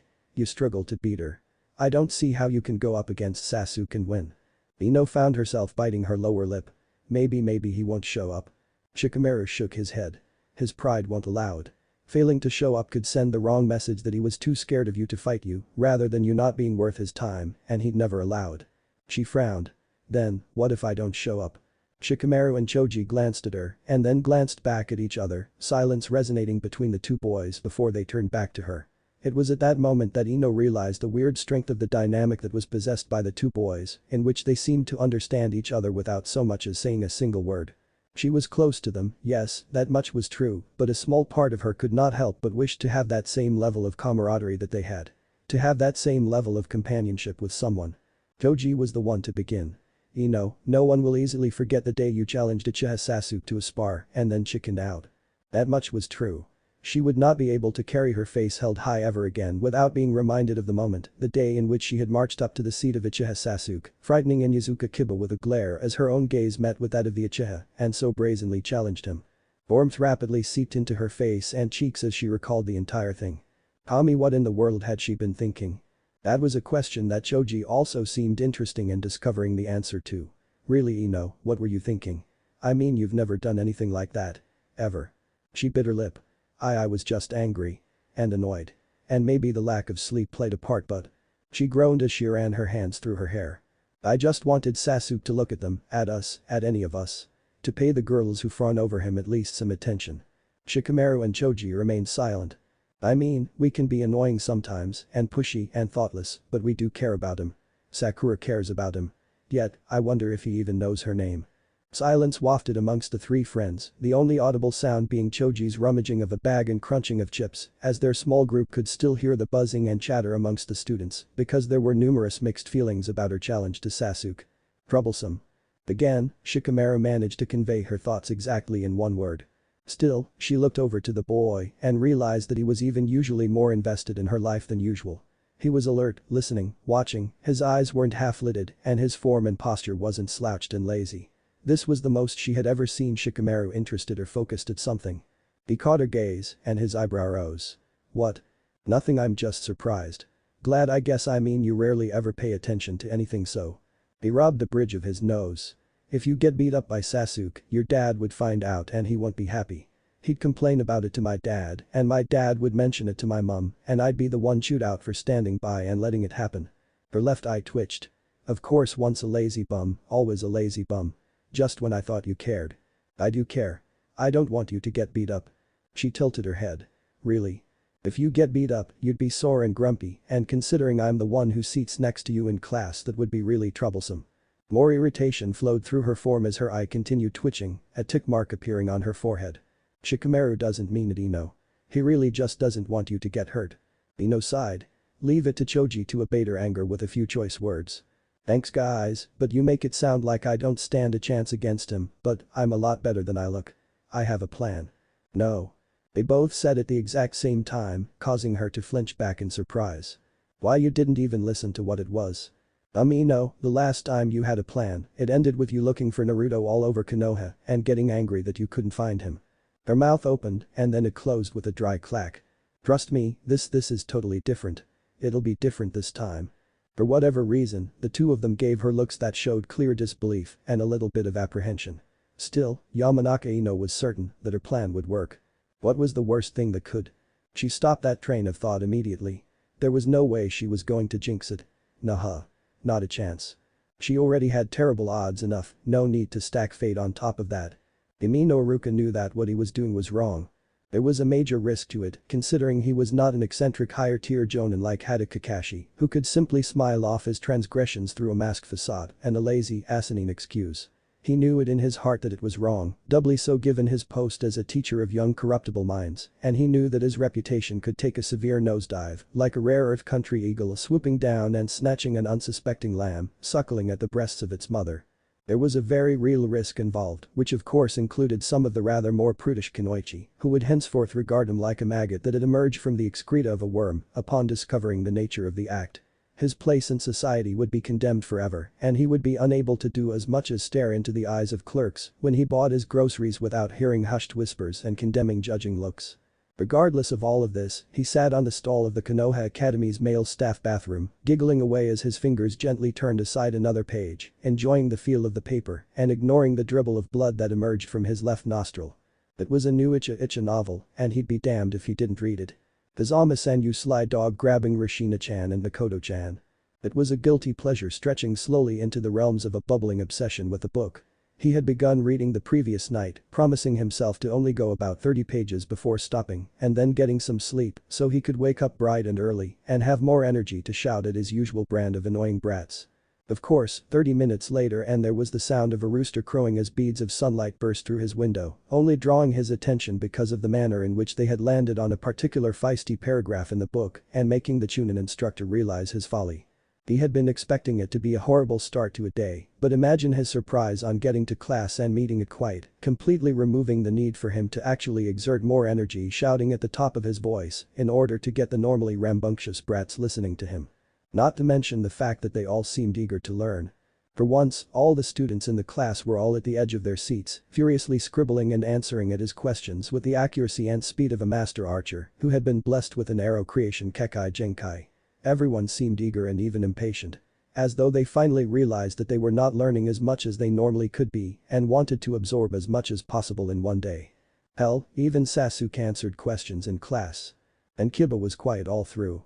Iruka could only attribute this legendary stroke of fortune on his end to the gods of erotica, finally granting him blessings for being a loyal and devout follower. Hence, he had decided to repay them by continuing to read their holy scriptures, which was of course delivered by their anointed one, the Toad Sannin of Konoha. It was lunch break for now however, and he knew he only had a few minutes of reading, and as long as he was able to allow his fingers rub the sharp-edged pages and hardback spine, allow his nose take in a further decent whiff of the crispy smell of newly made paper, and allow his eyes to roam over the artistic masterpiece written in words, then he was suitably satisfied. The day seemed to be getting better by the second, and so far, nothing could ruin it. He froze, a shudder running down his spine as he stood up from the seat and closed the book. He peered out the stall, towards the windows, and paid close attention to any sound he could hear. Okay, that was close. For a second he believed he might have tempted fate and just invited some sort of great catastrophe upon himself by uttering those dreaded, often ironic words. Calm down Iruka, you've just been reading too many novels lately I mean, what are the odds that saying nothing can ruin this day would actually cause something ironic that would happen and prove my words wrong? This is real life. Still, he put the book in his pocket and opened the staff door, peeking to ensure that there were no hordes of angry kunoichi about to lynch him for reading erotica in the academy while he was on duty. Sighing, he closed it and turned around. Junin Yumi no Iruka. Imi no Iruka saw death. Imi no Iruka saw death in the form of purple hair and an unmistakable cat Anbu mask. He did not respond, instead, he made a large tiring sigh before he slowly closed the book with a thick snap and then he pocketed it. Calmly, he got onto his knees and then bent his head lowly. My only request is that you make it quick and painless. He kneeled in that notion for several seconds, waiting constantly for the blade that would cleave his neck for his actions, only to blink in surprise when, after numerous seconds, it did not come. He flicked his head upwards back at the woman, the Anbu operative that was codenamed Nico, and yet, despite not being able to see her face, he could tell that she was clearly amused by the entire display. Are you finished? He blinked, once, twice. Then, realization that the woman was not about to execute him for reading Icha Icha in the privacy of the male bathroom dawned upon him and he leaped up to his feet, coughing awkwardly. Of course Anbu-san, I was just practicing for a recital a play or musical about the honorable death of a samurai haha. Maybe she really should kill him, if only for how pathetic that excuse had sounded. What you do in your free time is of little to no interest to me Amino-san, she said crisply, and you are clearly too timid to attempt corrupting a student, so I have no need for concern. Iruka winced at the timid. He honestly didn't know if he should feel relieved, flattered, or greatly insulted. I am here on the orders of Hokage-sama. Yamanaka Inoichi believes that someone could have been tampering with the student's records, scores and exams. Most particularly in case of bias against the student, Uzumaki Naruto. All at once, Iruka's form straightened and he was instantly all business. That's well, I know that some teachers may not particularly get along with him, but I don't think anyone would go as far as to. Unfortunately what you think does not matter. What matters is that I have been given a task to accomplish and you will aid me in accomplishing it. Iruka took a step back uncertainly. He knew that the Anbu weren't exactly the most friendly of individuals, considering the lives they lived which included witnessing and committing gruesome acts of murder, assassinations, and sometimes, even genocides. Still, he felt that the woman was just a tad bit rude. Hokage-sama requested that I meet you and stressed the importance of discretion in this task. You are to gather every test script, every record, every paper or document in relation to Uzumaki Naruto and his classmates, and you are to hand it over to me without drawing attention to yourself. She said in one quick, brisk and formal breath. Are you up to the task? Iruka's nose rumpled up. All at once, the reason as to why the woman had decided to ambush him in the male bathroom made much more sense. Still, he found himself confused, wondering why there was need for all the secrecy. It was just a couple of assignments and exam scripts, not documents detailing all the concubines possessed by the daimyo's wife. I don't get it, why all the mystery? Because this mission is technically classified. Iruka scowled. Classified. Classified. She repeated again, though with a noticeable strain in her voice. This is why I do not quite get along with shinobi in administrative positions. Years spent in an unchallenging, unchanging environment ultimately dulls your skills. Excuse me? What would happen if an Anbu operative were to walk into the academy and ask for a compiled scripts of students on orders from the Hokage? Amongst whom are 7 clan heirs to the most notable clans in Konoha.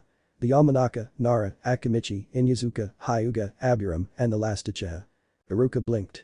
The reason for this would be demanded, and if the reason is given as an investigation, the question will be asked as to what is the purpose of the investigation, which will bring into the light the matter of a suspected bias of a teacher against a student and therefore suggest the possibility of foul play in the administration of the Konoha Shinobi Academy.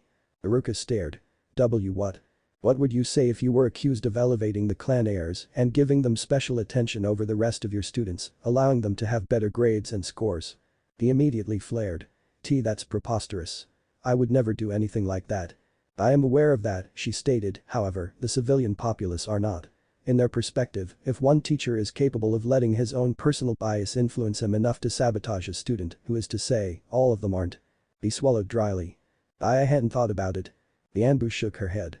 Of course you had not. It is not your job to consider the details and delicacies of the Konohan socio-political system. You're just a chunin. Never in his entire life, in all his years, had Iruka ever felt his rank feel so inadequate. Now, I ask you again, are you up to the task? He did not trust himself to be able to speak and instead, he merely tilted his head up and down. Good. After the classes are done for the day, I expect the files to be compiled and ready for collection. She had vanished in a swirl of leaves that left Iruka standing in a daze as he brought up his left hand and he ran it through his hair. Just a chunin. The 3 words pierced at him with a form of raging heat and indescribable cold, as though someone had ran him through iceberg that was tipped with magma. Idly, his gaze flicked over to the Icha book on the ground and then, he stared into his hand. The loud echo of the bell broke through the entire academy and slowly, mechanically, a machine unhinged, a wound-up toy unleashed, Yumino Iruka turned around and walked out of the bathroom. The brand new, crisp clean hardcover novel left abandoned to the pristine white floor. Boy team people are staring at you.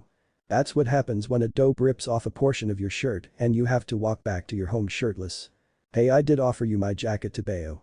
His eyes flickered to the orange and blue monstrosity. No. Kuchijiji offered you one of his oversized shirts. No. And Amni offered you an apron too. No. Honestly, all of those options were far worse than walking the way he was right now. He knew that lunchtime was almost over and the journey back home would take a while, but it was worth it rather than going back to the academy the way he was. Your clan compound is way too far. It's almost like no one wanted you teams close to the village or something. Sasuke grit his teeth. Why are you even following me? Cause I feel kind of bad about ripping your shirt and stuff. He grunted. I don't need your apology. Just leave me alone. Oh come on team. I'm just trying to help you out. Sasuke rounded on him. I don't need any help. Especially not help from you. The dobe was absolutely infuriating. Sasuke stared at him with those wide-eyed blue eyes, those eyes that looked upon the world as though it was made of butterflies and roses, as though rainbows were rivers and it rained happiness and goodness. The dobe's eyes were as bright and as clear as the sky, always looking free, limitless, open. Sasuke hated those eyes. It was one of the reasons he avoided the boy, avoided the dobe. His was a disease, an infection of obfuscating stupidity and gullibility, a naive, open-hearted moron that would ultimately end up dying within his first 5 minutes of being a shinobi. Yet, Sasuke was sure that even if the dobe were to be cut down by an enemy shinobi, he would be smiling in his final moments, as though he was happy, as though he was peaceful, as though he was satisfied. Boy team, you're shaking, are you okay? It's not that cold to Bayo. The dobe had moved his hands towards him to touch him and Sasuke smacked it down with vehemence, the clap echoing loudly and the attention of everyone on the street to the both of them. Don't touch me. Hefty silence resonated. What the hell team? Sasuke did not care for the attention and he found himself gritting his teeth as he angrily stalked down the abandoned route to his clan compound. He paid no heed to the sun striking against his exposed back due to the tear, he paid no heed to the stares and hushed whispers as he instead made way back to his house, back to the reminder. A reminder. That was all it was to him. A reminder. His very home was a reaffirmation of the fact that the dobe was a fool. A very reassertion as to the fact that you couldn't trust anyone, trust anything, that the world was a place of comedic sick cruelty and unjustly hilarious jokes. Boy team. Wait up. Sasuke mashed his teeth the hardest he could. The dobe was still following him. Leave me the fuck alone, dobe. He broke into a fast-paced dash, his top speed becoming a bit of a blur to anyone not at least mid-genin level. His torn shirt made wild air-slapping ripples against the wind. His feet left the ground in a succession so rapid it was as though they were levitating. There, he thought. There was no way the dope will catch up to me now. Team. He was blindsided, a blur, so rapid and so fast that Sasuke barely even had time to register the fact that it was coming in his direction. The next thing he knew, he was tackled. Instinct worked immediately as he thrust his feet out in an offensive-defensive maneuver, kicking away his attacker and gaining some distance from him. Ultimately, both boys stood across from each other and Sasuke grit his teeth as he found himself slightly panting, yet, across from him, the dope barely even looked winded. "Boy team, what the hell is up with you, Tebeo?" Sasuke stared at him, stared at his eyes, those same eyes, showing him compassion, showing him care. Earlier, when he had not known the boy as well, Sasuke had assumed that it was all faked. He had assumed that the laughs were a facade, that the smiles were forced, that the happiness and cheer was all an act. Why? Except it wasn't. Why? It wasn't. Those eyes, those sentiments, all of it. Why are you so happy? The declaration had sprung forth in a manner that made his own voice unrecognizable to his own ears. The dobe had also flinched back, clearly not expecting, not anticipating, the wild question. Sasuke found himself in the same shoes. He didn't understand it, didn't understand what had spurned forth that basic inner rage and anger inside him, didn't understand why it mattered. All that mattered was killing that man. Nothing else mattered. Nothing else was supposed to matter. Except, they did. He had always thought of the dope as someone who could understand him, or someone who could at least relate with him. They both had similar, if slightly alternate circumstances. They both knew this, and though they had never mentioned it out loud, there was this understanding, this inherent conflict that had started as the very basics of their rivalry. Except, despite how much both of them truly understood the concept of loneliness, truly experienced the meaning of emptiness. The dobe smiled his way through everything. Why? Why? Why? Because the boy said, still smiling, still grinning. It beats the alternative. There was a relative amount of silence between the both of them. I get it, team. I get you even though you try to be all cool and aloof and stuff. Not that I think you're cool or anything, Tebeo. I mean, you're still a team though you can be cool sometimes, I guess, the dope ranted, leaving Sasuke just staring at him. Forget it. The last Uchiha put his hands into his pockets as he moved to turn around. Not having family sucks, you know. The 6 words had made him freeze. When you get something right, you don't have anyone to celebrate with you. When you fail at something or fall, there's no one there to tell you that you'll get it next time or help you up. When you fall sick, you have to stagger your way out of bed and treat yourself cause there's no one there to nurse you. When you feel hungry, no one will help feed you. And when you have dreams, there's no one there to give you the confidence that you can achieve it. Sasuke's breath hitched slightly in his throat. He turned around, his eyes turning to the boy as he noted, now, with a difference, those bright blue eyes had morphed, transformed even, to a shade a tad darker, a shade with far much more depth, a shade that seemed to analyze everything and anything, a shade that seemed to withhold no secrets, to disregard privacy, and to break down walls in the name of sentiment. These eyes, they were so happy, so happy. It beats the alternative. And all at once, they weren't. Yeah, Sasuke said, his voice a bitter whisper. It sucks. There is a rush of movement and then, Sasuke blinked, as in a blur, the dobe was in front of him, hand out, and big large smile. So team, Naruto said, grinning, let's be family. Silence. No. Aw, come on team. We were having a moment here, Tebeo. Moment's over.